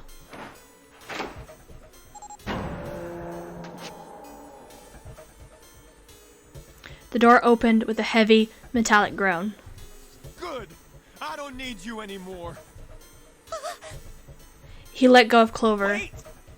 Junpei leapt toward the 9th man, but he wasn't fast enough. Here! She's all yours! The man shoved Clover and hopped through the door. Okay. Have a good one, guys. I'm going off ahead now. Well then. This is intense. Yeah, Apple. It's an intense scenario. This game is a lot, so. Goodbye. He raised his hand and waved, a twisted smirk on his face. Then he was gone. The door ground shut with the dull clang of metal on metal. Clover, are you all right? Snake ran to Clover's side as she lay on the floor. Yeah, I'm fine. She climbed unsteadily to her feet and, once there, leaned heavily on Snake's shoulder for support. damn it! Junpei ran to the door. Bastard! The others followed him.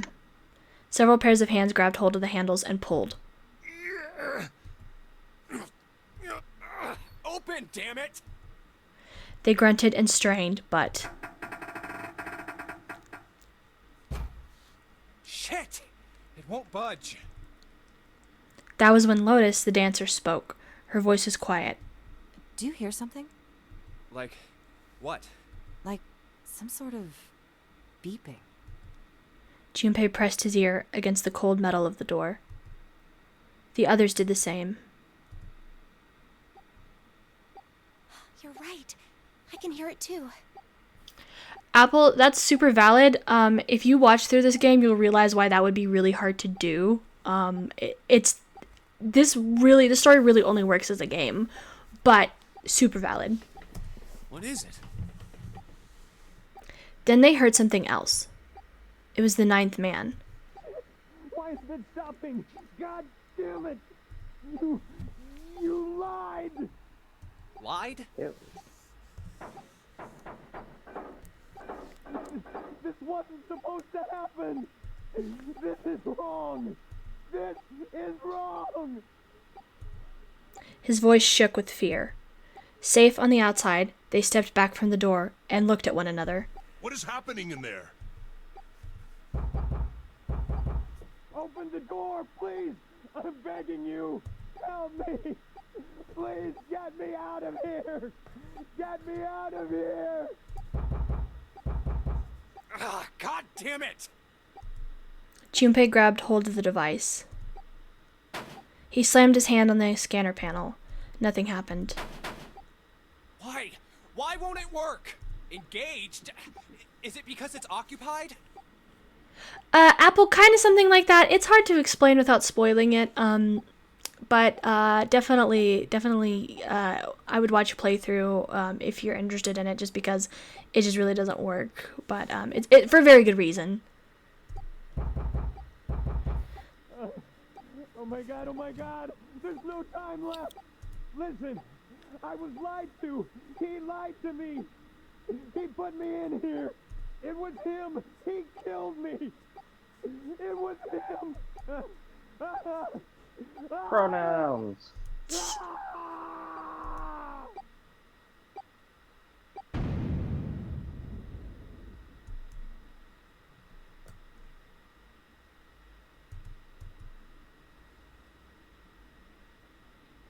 The explosion rocked the room. Instinctively, they ducked, then stood up slowly when they realized there was no danger. No one spoke. Silence filled the room. A beep? All eyes turned toward it. Did that thing just make that sound? The display changed from engaged to vacant. Let's see if we can open it. 7, the mountain, swallowed hard. Okay. Junpei nodded and placed his hand on the scanner panel. A red asterisk appeared on the LCD panel. Well, it registered my bracelet number, but it won't open with one person. We need at least 2 more people. What to do? So, Bea, any of these will equal the right number. It just matters who you want to ask to do it. Oh shoot. I feel like that's gonna affect the other door too. I don't know, you never know. I don't know. As much as I would love to say Snake just because I'd like to hear him talk some more, I feel like I should pick the first one because Ace seems like the most trustworthy, helpful person. Okay, yeah, totally. Let's go with Ace and Lotus. Ace? Okay. Lotus? You think you could give me a hand here? The pun was a little too on the nose, but the mood was still grim. Both Santa and June. What? I think somebody didn't. What? I think they just copy pasted the words and then they forgot. I think they forgot to put in the right people. They wrote one version and they were like, yeah, they just pretend for the rest. Oops. He Clearly, the inferior version should have Yeah, I know. I'm sorry. I just didn't have time, but maybe eventually we can replay it with the DS version. He verified and she followed suit. 5 plus 1 plus 8 equals 14. The digital root of 14, 1 plus 4 equals 5. This should do it. Now we just need to pull the lever on the side. I'm just gonna say real quick, if anybody's squeamish, you might turn off the stream for like a minute. You guys Oh ready? dear. I'm gonna open it. Here we go. Don't worry about it. Just a little content warning. Junpei grabbed the lever and looked back over his shoulder. They stiffened and nodded. Especially since we're playing in novel mode. Junpei nodded back and set his mouth in a grim line. Then he slowly lowered the lever.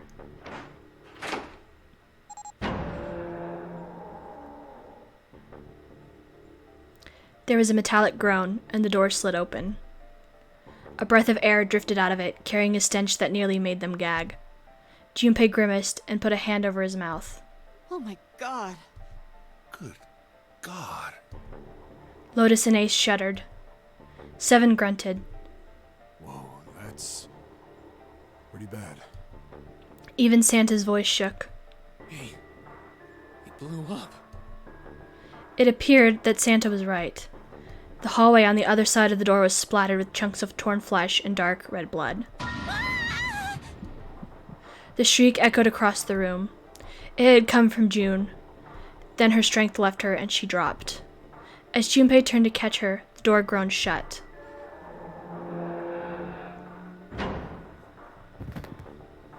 She crumpled to the floor. June, are you okay? Junpei dropped to his knees and put his arm around her shoulders. That was when he noticed. Her whole body was feverish. She was radiating intense heat. What the hell? Where'd this fever come from? June didn't answer. Her face looked like wax and her whole body began to shake. Alright, okay, let's just rest for a minute, okay? You think you can walk? She nodded weakly. Junpei lifted June to her feet and guided her to a nearby chair. Here we go. As gently as he could, he set her down in it. How are you feeling? Are you alright? She nodded, and as she did, a single huge tear rolled down the side of her face. Why? Why did this happen? Her voice cracked, broken by misery and grief and choked by sobs.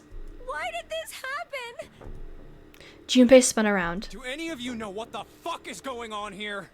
Who's Zero? What's this nonary game? Come on! Anybody?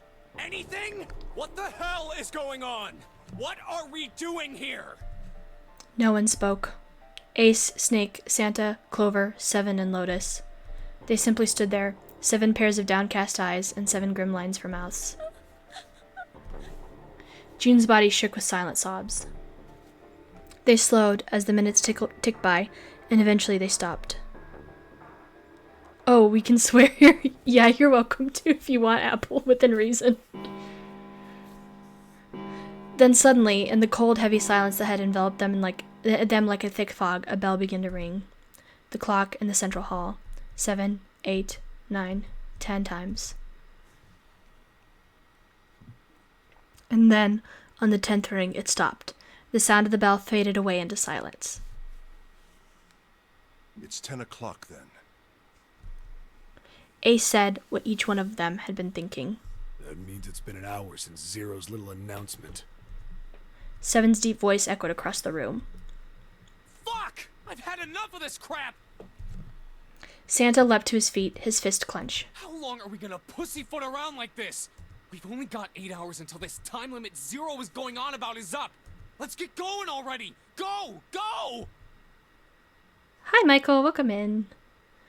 Santa's outburst fell on deaf ears. No one seemed to agree with him. They stared back at him, their eyes blank and their faces tired. Finally, Lotus spoke. No, I refuse. I'm not gonna end up like him. Him? You mean the 9th man? Of course, who else? In his mind's eye, Junpei saw the corpse again. Blood. The dark reddish-black pool of blood, the scattered pieces of flesh, organs strewn across the floor like the blossoming of a grotesque flower. The explosion that had torn through his body had been powerful. That's no way for a person to die. The ninth man's neck had been twisted at an odd angle. Junpei suspected the detonation had thrown him against the wall. Half of his face was crushed, and the other half was covered in blood. Most of his abdomen had been emptied, either by the explosion or by gravity. He had landed on his back, and stark white ribs jutted up out of his chest, like the legs of some sort of macabre crab. That was a tongue twister. Junpei felt something flip in his stomach. Huh? I think he just Horrifying. Yeah. I love that imagery here we so go. much. It's very So good, good. but it's also horrible. Also, if you play in adventure mode and not in normal mode, you miss the entire explanation of how the body looked like. Yeah. Which is kind of dumb, Oh but... man. Santa does have a pretty dang cool design. I like his design a lot. Reminds me of Killua. Yeah, that's valid. I could see that. Eyebrows went up, and Santa continued. Probably set off some sort of trap, and that killed him. I'm not gonna screw up like that. I'm getting out of here alive.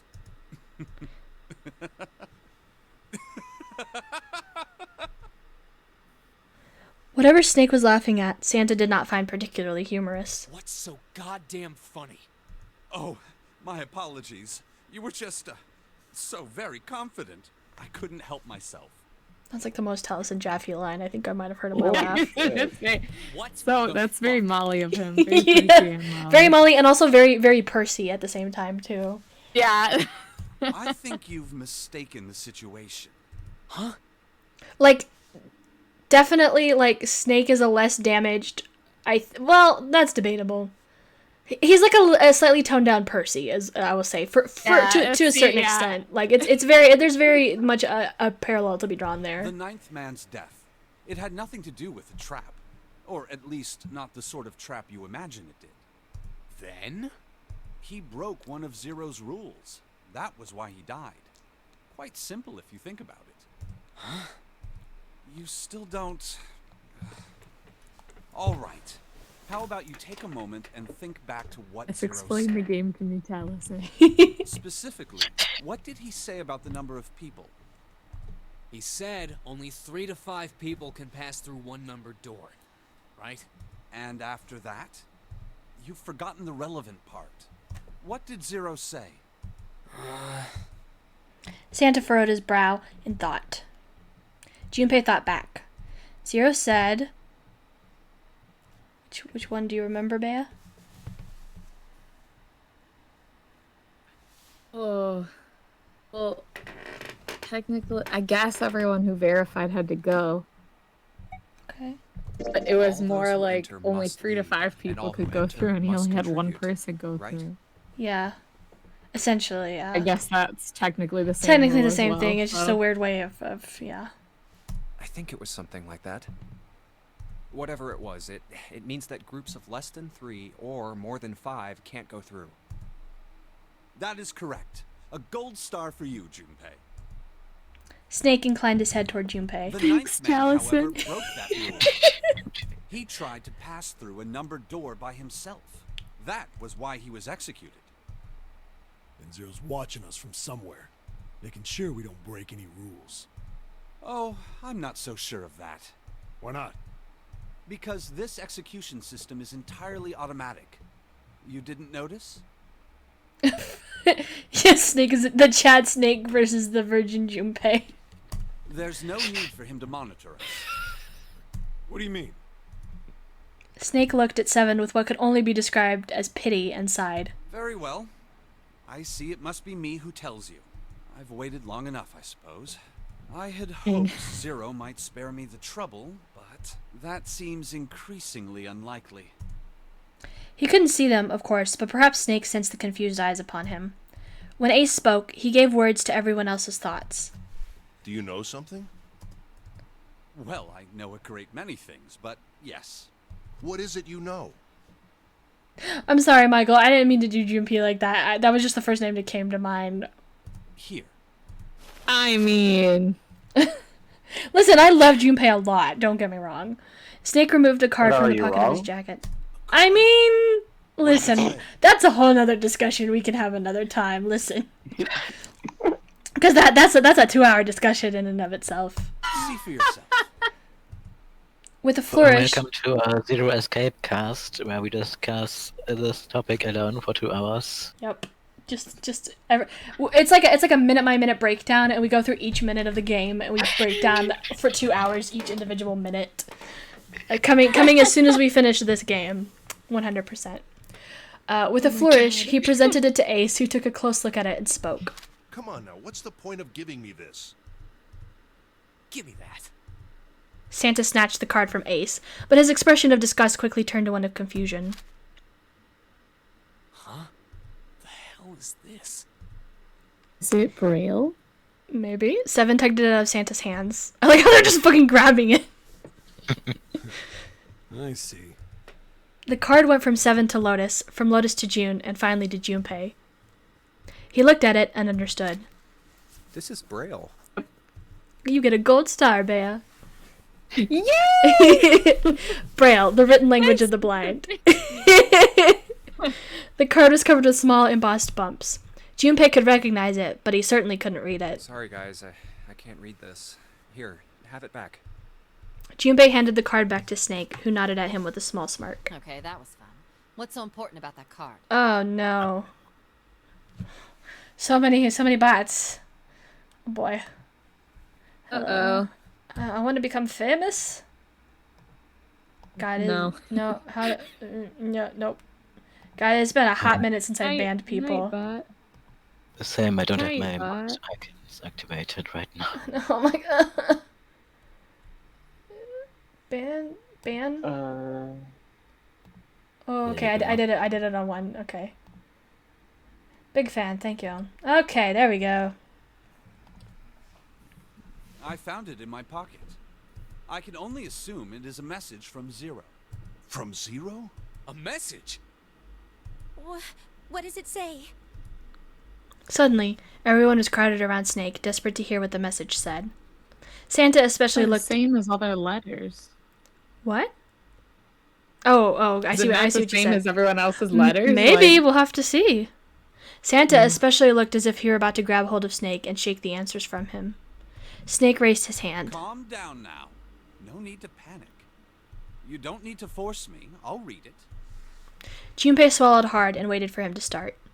He was not the only one. Presently, Snake began to read, his voice calm.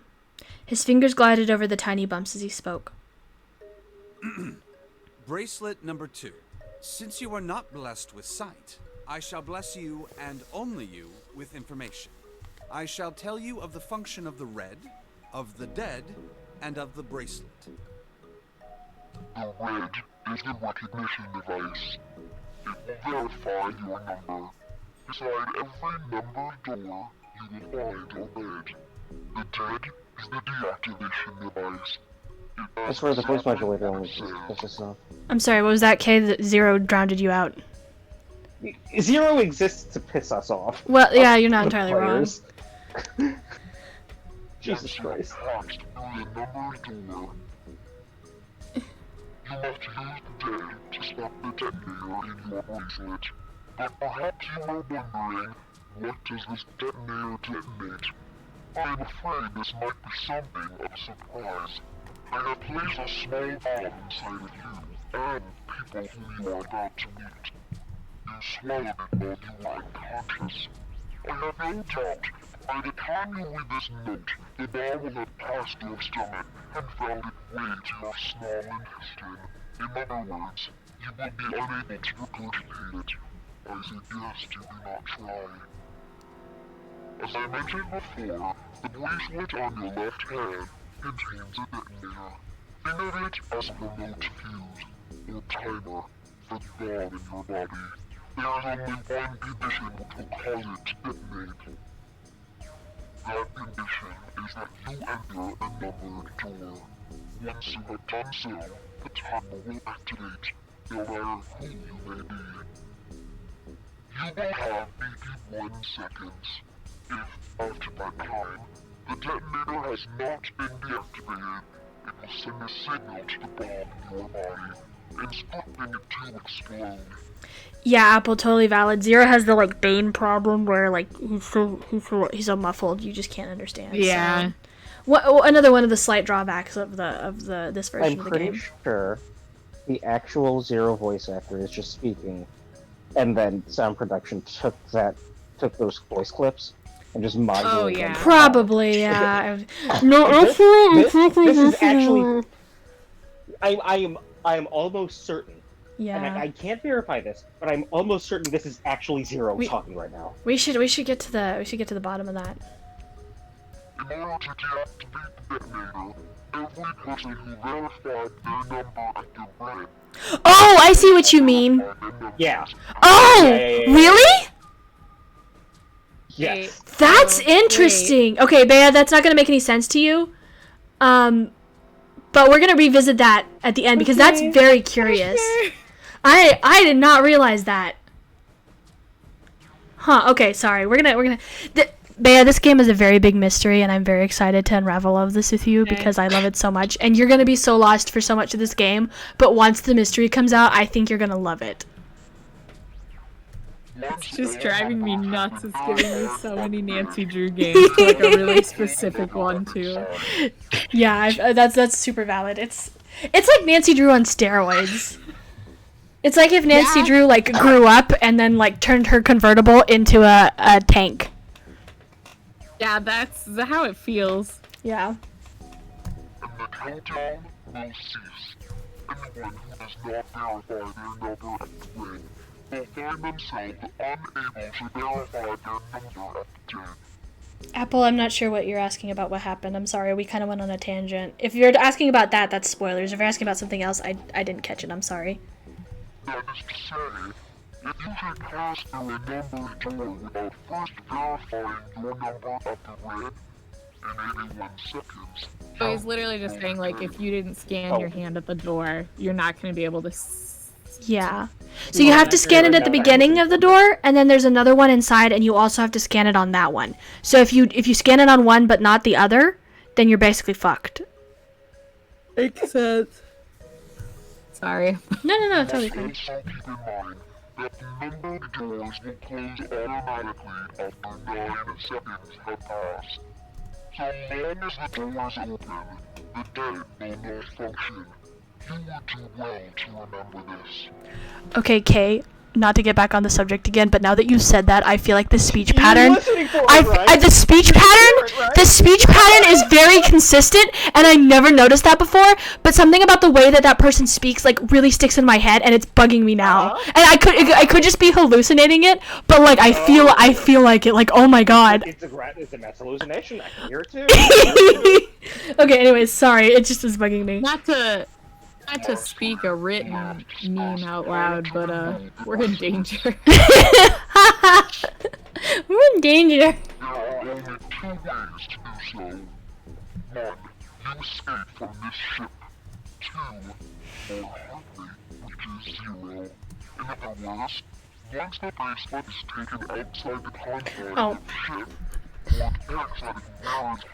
I'm so sorry, Apple. I did not mean to be that loud. I was leaning way too close to the microphone and I got very excited. I'm so sorry.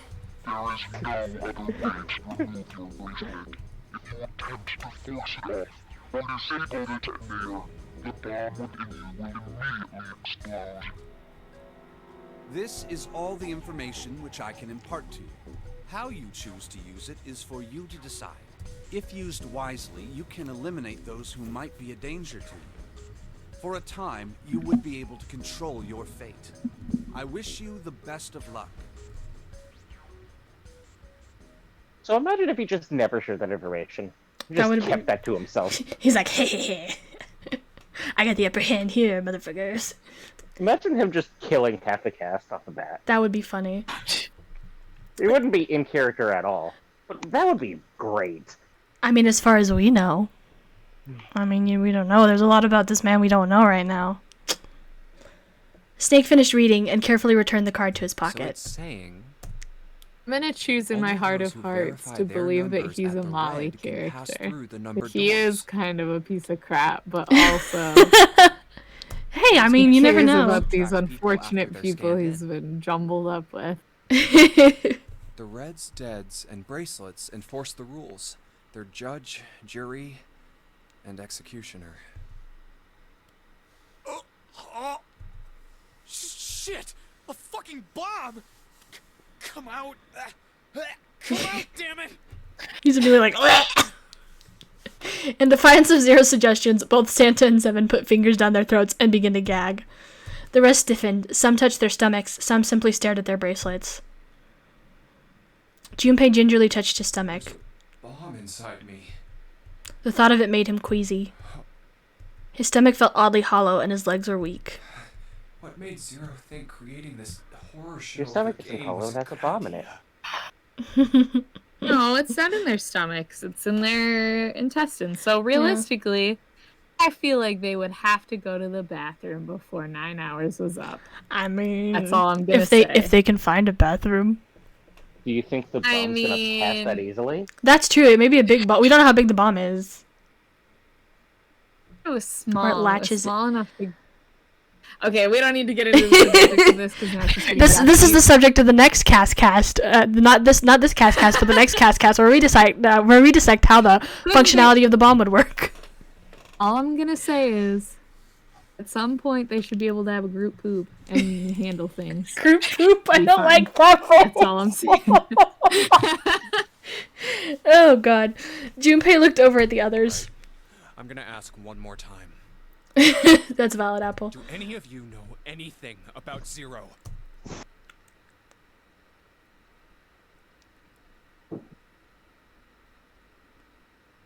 They were all silent, each person waiting to hear what the others would say. Finally, Santa spoke. Actually, I saw him. I saw Zero when I got grabbed. I didn't see his face, though.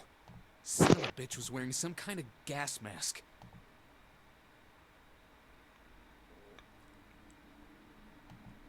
What the hell?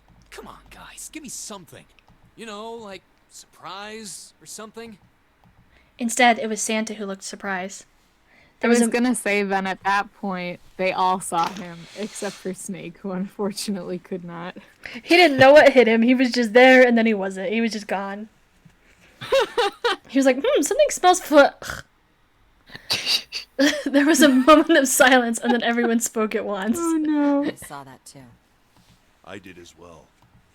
I feel like Me that's a too. joke they're gonna I make. didn't see inside the mask, though. Maybe. That mask, it was really scary. Huh? Oh, so all of our abductions were the same. We were taken from home at midnight. The person claiming to be Zero had a mask on. There was white smoke, and then each of us passed out. We woke up to find ourselves on D-Deck, in a room with a 3-level bunk bed. How about you, Seven? Did the same happen to you? Only Seven's story seemed to lack the detail of the others. Oh, me? Yeah, well, mine was just like the rest of yours. That was all he had said. It had occurred to Junpei at the time that it sounded somewhat strange, but he didn't press the issue. Okay, that's good That's enough. not rude. Oh! Aw! Thank you for the cheer, Apple. Yeah, no worries. And have a good rest. Thanks for stopping by. Thank you for the cheer. I'm very excited. That's the first time I've had that little Chica alert, so somebody got to use it. Yay! Have a good rest of your night. What were you saying, Bea? Sorry? Did you say something? Oh, I or was did- just gonna say I was just gonna say that's not reassuring. I don't know. Everybody's suspicious in here. He hadn't done so because there was something that struck him as even stranger. So, I have a question. That was the mystery of the relationship between Snake and Clover. Snake and Clover, you were both kidnapped from the same room, and you woke up together. Junpei looked at them thoughtfully. So, what's the deal with the two of you anyway? It was Clover that answered. Clearly, she felt she had nothing to hide. We're siblings. Siblings? Yes. Snake is my older brother, obviously. That means I'm his Obviously. Obviously, can't you tell the family resemblance? How so silly hard to of me. understand. Junpei was taken aback. The others seemed just as surprised. She is correct, of course. He laid his hand on Clover's shoulder. Are you, surprised? Well, yeah, but... Why? There are other people here with connections to one another. Those two, for instance. Snake pointed at Junpei and June. Oh, Oh, you mean between Jumpy and me? Oh, yes. How did he know where they were? You did say you were childhood Echolocation. friends, didn't Wait, you went to school together? Just making little screaming like, noises. Oh, right there. Like that episode of Psych. Yeah? June glanced at Junpei, uncomfortable with the sudden attention. Well, yeah. Junpei felt somewhat nervous as well and tried to scratch his head as casually as possible. Hey, you think maybe we could figure out who Zero is this way? Yeah, you're right. You connect the dots between the victims, and that leads you to the perp. Textbook stuff. Junpei. June. Does any of this ring a bell? Huh. Ring a bell. Ring a bell? They looked at one another. And like it was staged, they both tilted their neck at the same time. Well, perhaps you went to school with the son of a multimillionaire. A millionaire? Son? Well, someone bought this book. I know I'm... Oh, go ahead. As I just said, Metal Gear? Whoever Zero is, they must be incredibly rich. Hey Kiki, I can keep doing this for probably another like 20-30 minutes, but Okay. my blood sugar is kind of Oh, low, so no. I need to go grab something really quick. Okay, yeah. So I'm just gonna mute and I'll be right back. Okay, we're really close to a good cutoff point too, so I want us to get there and then we can cut, but it should be within that time period. But yeah, go ahead. Okay. Okay, perfect. In like 20 minutes, so. Yeah, I want to get to a door and have her make the decision of what door, and then right as you're Yeah. about to go into the actual room, cut it off there. I think that'll work really well. That's my idea too. Cool. Same wavelength. Is Ree still here? She's been really quiet. She said she had to leave a Oh, while ago. okay. No worries. I just curious. I if I click out of the game, the like sound stops and stuff. So I try not to click into the Discord unless I need to. Yeah, she said she had to leave like an hour ago. Okay, I need to make a. Can I make a channel in Discord that Bea can't see? Like, is that a thing? I think you can create a role and assign it to everyone except Bear, Her- and and then make that mission accessible. channel for that role, maybe? Okay. I don't know for sure, but that sounds like something that should be possible. Okay, I will play with it because I definitely want to discuss. Like, there's already one thing that's happened that I really want to discuss with you guys. I'm very excited to get to that. You could just add us all to a group DM. That's the other option. Is if I can't do that, then I would just add it to the group option. The only so then what I would like to do is like once we get through this, I would like to add her to that chat or that channel so she can see all of our like speculation because I think it would be really funny. So I'll play around with it and see. I have a type. My type is her. I just clicked into the Discord. Dude, Sean Chiplock. Yeah. Actually, Wendy. Oh my god. I just looked through. Yeah. Wendy Lee has played so many of my favorites. It's actually kind of insane. That's me with like Monica Royale. Like every time I come into like a new story and she's there, I'm like, oh, I like this character, and then she opens her mouth and I'm like, it's her again. But yeah, Wendy Lee is really good. The girl who does Akane is really good. Junpei is my favorite. I love him so much. Like I said, I'm biased towards the Critical Role cast, so like Taliesin Jaffe, and in the later games like Laura Bailey and Travis Willingham, Matthew Mercer.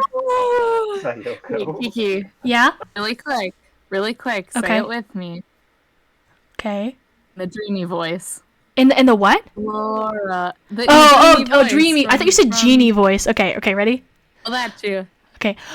Laura Laura Bailey. Harp music. Yes. Laura Bailey plays a freaking fantastic character in the second sequence of games. So good. Okay, are you good? You got your snackies? Yes, I am good. I got some chalky milk. Yes. What were you gonna say, Yosh? Real quick, I just checked on channel on the server I created, and when you create a channel, you can make it private and then add roles and members who can access it. So With just in the you could single create a channel? private channel. Yeah, you Okay. could create a private channel and then either create a role for everyone who knows Zero Escape or just add. Okay. all of us. And so like that'll make it so she can't see it either. Like she not only could she not talk in it, she won't even be able to see it. I think so. Okay, good to know. We'll play around with it a little bit more, but that's good to know. Thank you, Yosh. Okay. Well, we can't be sure of that. He looks like he has his hand on her back. Yes, that's right here. A private channel. By making a channel private, only select members and roles will be able to view this Okay, channel. okay, good. Okay, To cool. me, this seems as though it's the work of an organization, not an individual. Most likely, Zero is simply the representative of a larger group. What sort of organization? It could be a number of things. An army, perhaps, or a research group. Perhaps this is all some sort of psychological experiment.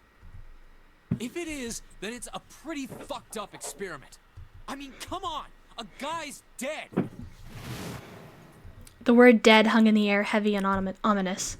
The room went quiet again. I don't know who the hell this Zero asshole is, but I know for sure he's gotta be pretty fucked up in the head to do all this. If this was all one guy, then he's got some serious issues. We all do. Zero isn't special. Even with the specter of death hanging over them, their discussions continued for some time. God, the amount of time that they waste in this game, I forget. I thought we were finished with that topic. But then what should we do? We should talk it through. Oh my god, enough! All we're doing is talking! Santa threw up his hands, his voice filled with irritation. There's an extra Won't solve typo in anything. there. It can't help us find our way out of here. You're really sure you want to just sit around? We've only got 7.5 hours left. We've already wasted an hour and a half of our 9 hours. Sorry, one sec. Okay.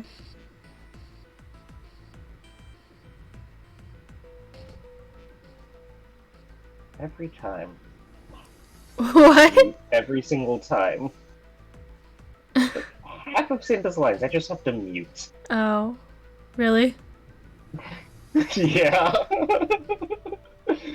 Yeah. He's something. Okay, sorry about that. Later. Everyone there was already on the edge of panic. What Santa told them only made that feeling more intense. No one was willing to argue this time. You're right. Very well then. There's only one way for us to proceed. Sure not gonna be fun running around knowing we gotta jump when Zero says jump. Well, it's stupid to just sit around here doing nothing. Thanks to Snake's card, at least we have some idea of how this all works. Correct. And so long as we all follow the rules, we will most likely be all right. But who's going to go in which door? June looked toward the numbered doors. Oh yeah. Easy peasy skeezy. I was like, I think I know which option you're gonna take. It's entirely possible that you may get the same first route that I got, just purely based on how I think your headspace is gonna be. I'm not 100% sure, but it is entirely possible. All 8 of us can't go in Really the same based door. on Taliesin Jaffe? Maybe. Maybe so. Then it would seem we will have to split up. Because legit, at least the first decision I made based purely on the fact that I was like, I want to be near Snake. Lotus looked terrified. I'm telling you now, there is no way in hell that I'm going into door 5. Come on now, don't be selfish. Call me whatever the hell you want. I'm not going in there. If I'm going to have to walk through all that blood, then I'd rather stay here. And we were doing so well. Ace shook his head sadly. Sorry, but I ain't going in there either. Someone else can go into door 5. Oh, Santa, not you too. Hey man, I just bought these shoes. If you think I'm getting some creepy dude's blood all over him, you got another thing coming. Remind me? That was the last straw. What the hell, man? Weren't you the one who kept saying we should get going? Yeah, so? Doesn't mean I want Should to get go going into door 5. through door 4. Oh, God. By we, I mean me. There was an awkward silence. Finally, Seven spoke. Fine, I'll go into door 5. I can't go in there alone, though. Anyone else willing to come with me? There was another long silence. This time, Snake was the one to break it. I'll go. What? Don't worry. You'll be fine. We may part now, but I'm certain we'll meet again later. How do you know that? Because I do. That's not an answer! If you're going, I'm going too. I'm going into door 5. What am I going to do with you? There's nothing you have to do. Ace stepped forward. If I join you, the problem is solved, correct? 7 is 7, and Snake is 2. And if you add Clover's 4 and my 1, the digital root will be 5. 7 plus 2 plus 4 plus 1 is 14. The digital root of 14. 1 plus 4 is 5. Oh, it works perfectly. The 4 of us can go into door 5. Wait, what about the other 4? What's their digital root gonna be? Junpei did a quick mental calculation. Lotus, Santa, June, and me. Our bracelet numbers are 8, 3, 6, and 5. 8, 3, 6, 5. What would our digital root be? Can you math, Bea? I think I'd already figured that one out, but give me one hot second. 11, 17, 22, 4. So it still would be 4. Okay. 8 plus 3 plus 6 Right? plus 5 is 22. So, the digital root of 22, 2 plus 2 equals 4. There you go. He repeated what he It's determined. 4. Add up our 4 bracelet numbers and the digital root is 4. Then we can go into door 4. Yeah. Huh. That worked out well. So the team assignments will be like this. 7, Snake, Clover, and Ace. They would go through door 5. Lotus, Santa, June, and me will go through door 4. Are these really the teams I want? Beyond door 5 is what remains of the Ninth Man. I never want to see that thing again, but something's telling me that it'd be a good idea to examine the corpse, even just a little closer. Of course, if I went through door 5, I wouldn't be going with Lotus and Santa. I could bring June with me through door 5, but that means she'd have to see the body in there. I don't want to put her through that. Junpei was torn. Should I stay silent and go through door 4? Or should I stop them and insist on door 5? As he turned his options over and over in his mind, Ace spoke up. All right then. It seems we've reached a conclusion. Shall we go? He began to walk toward door 5. I'm going through door 5. Clover and Snake followed, with 7 a short distance behind. We're over there too, right, Snake? The door's not going anywhere. Slow down. Which door? All right, Bea.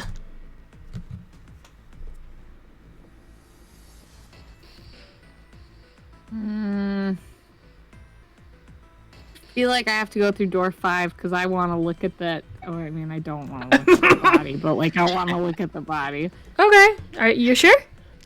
Yeah. Wanna see it, Okay. buddy? Oh God. Hey, wait. Junpei's cry echoed across the room. The 4 people walking toward the door stopped and turned back toward him. I want to go through door 5 too. The words were scarcely out of his mouth when June spoke up. What? What are you saying, Jumpy? I love that If you're going through that door, then I'm going with you. He turned around to look at her. No, you can't. I can't take you with me. Why? Well, you know what's in there, don't you? Are you sure you want to see that? Well, June opened her mouth as if to say something, but instead closed it again and looked at the floor.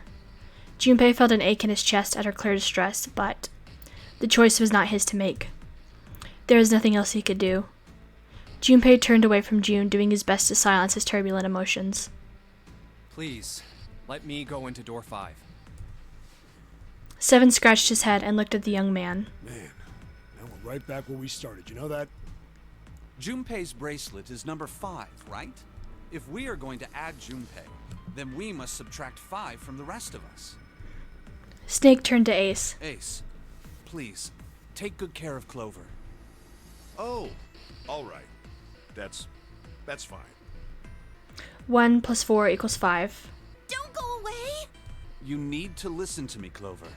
Go to door 4 with the others. No! Don't be so selfish. Snake's tone was harsh. Why? Tears welled up in Clover's eyes. She bit her lip and did her best to fight them off. Snake's expression softened, and he put his arms around Clover. He held her close and whispered into her ear. You'll be fine. Just relax. It looked as though he whispered 2 or 3 more words, but whatever they were, Junpei didn't hear them. What did he tell her? He couldn't help but wonder what the other man had said. Snake pulled back from his sister, his eyes kind and inquiring. Okay, I understand. Her voice was barely audible from where Junpei stood.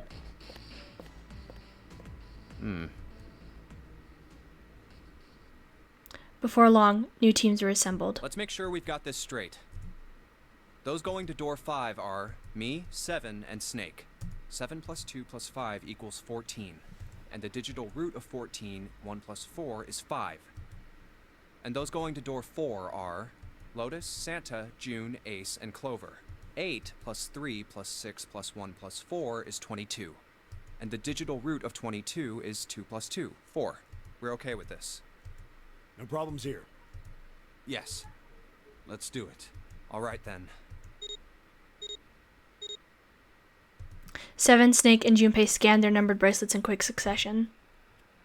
The screen of the red showed 3 asterisks. The lever's all that's left. Okay. All right then. Let's go. Junpei glanced around one last time, his hand resting on the lever of the red. Okay. Please be careful. Concern was written plainly across her face. We will. Junpei looked her in the eye and gave what he hoped was a reassuring nod. He pulled the lever.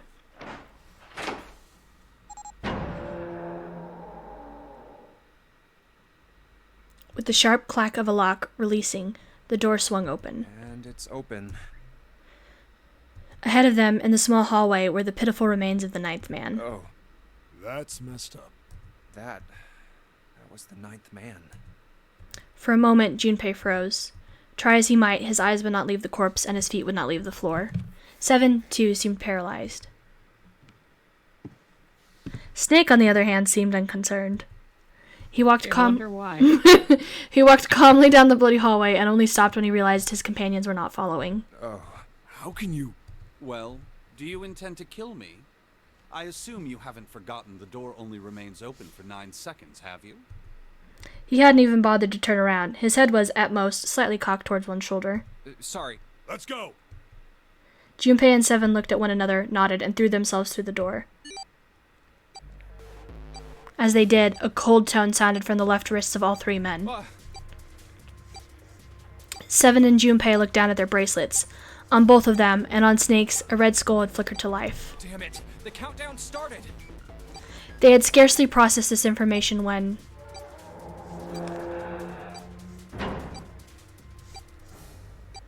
With a metallic slam, the number door behind them swung shut.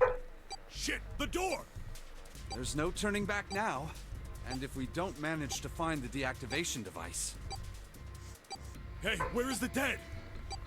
The fear and urgency in 7's face reflected what all 3 of them felt. How the hell should I know? Stay calm. Look around you. Okay, I get it. Junpei spun around, searching desperately for the dead. Ah! He found it easily enough. It was on the wall next to the closed door labeled 5. Right here! As he yelled, he struck the scanner with his hand. The other 2 scrambled to follow suit. As soon as they finished, Snake threw the lever down.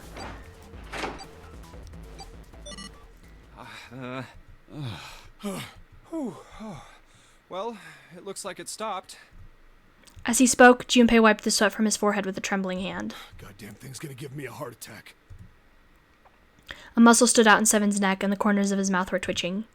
Jumpy, are you alright? Are you guys okay? They could hear anxious voices, muffled but distinct, from the other side of the door. Yeah, we're fine. The detonators have been deactivated. They heard relieved sighs, and even through the door the 3 men could feel the tension disperse. Alright, we're moving on. Be careful, okay? Okay. Sure thing.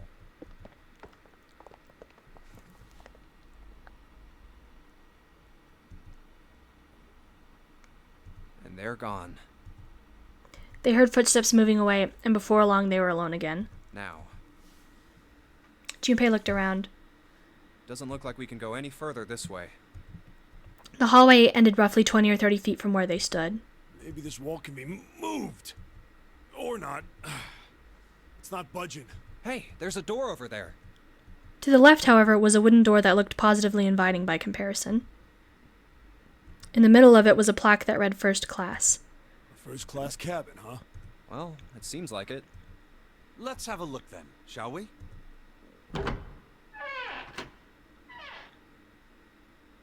All right then, let's go. Yeah. Without hesitation, Snake opened the door and stepped inside. Seven followed closely behind him. Junpei moved to follow them as well, but he stopped just short of the threshold and looked back, not knowing why. I don't want to look, but... Lying in the small hallway was a man's body, or at least what was left of it. He tried hard to avoid looking at the grisly scene, but it just wouldn't leave his mind. It's so horrible. I can't even tell what's what. What had once been a man's internal organs now looked like so much vomit, as though something had chewed up and spit out the better part of his torso. It was hideous, but worse still, it was cruel. It was hard to believe the thing on the floor had once been human, the black pool of thick blood.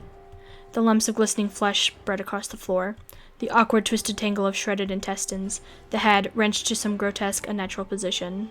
He'd been wearing these. The man's glasses lay next to his head.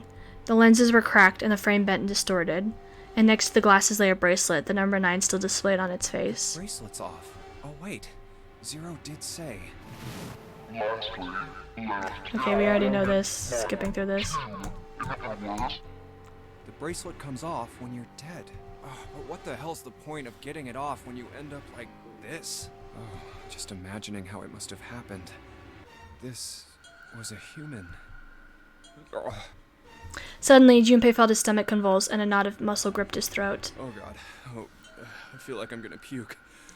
Oh, I gotta get out of here. He clapped his hands over his mouth and ran to the first-class cabin.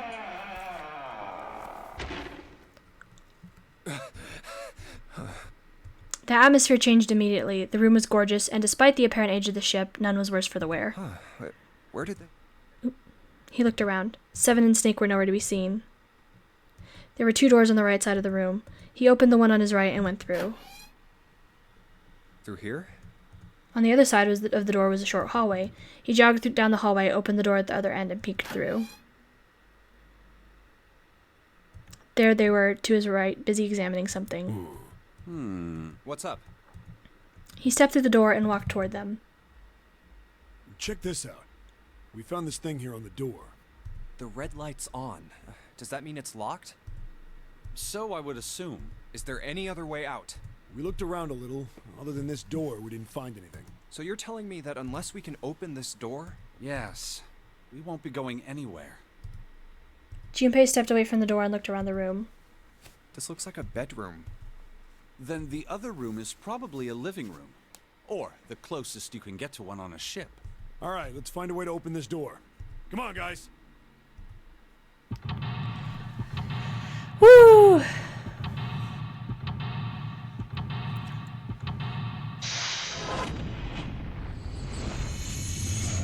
And that is a perfect place to save and leave it. Oh my gosh. Oop. They switched it on me. Yes, I want to save here. Woo!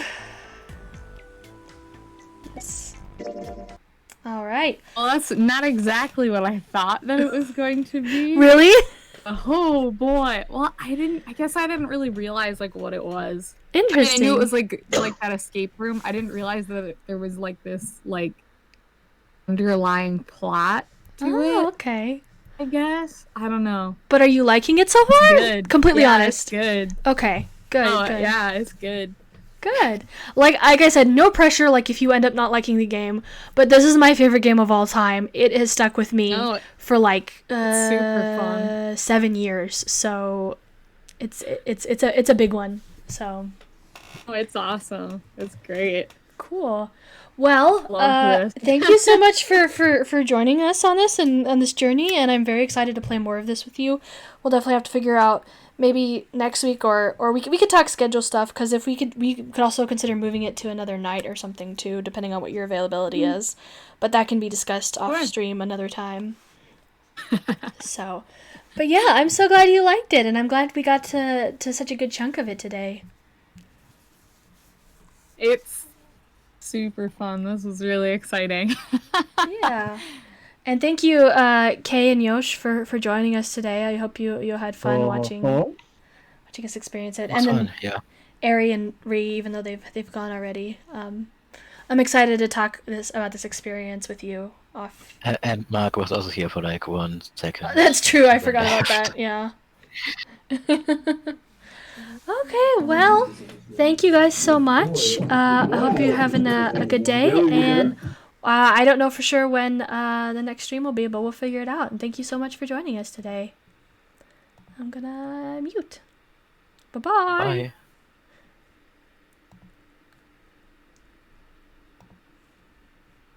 Bye.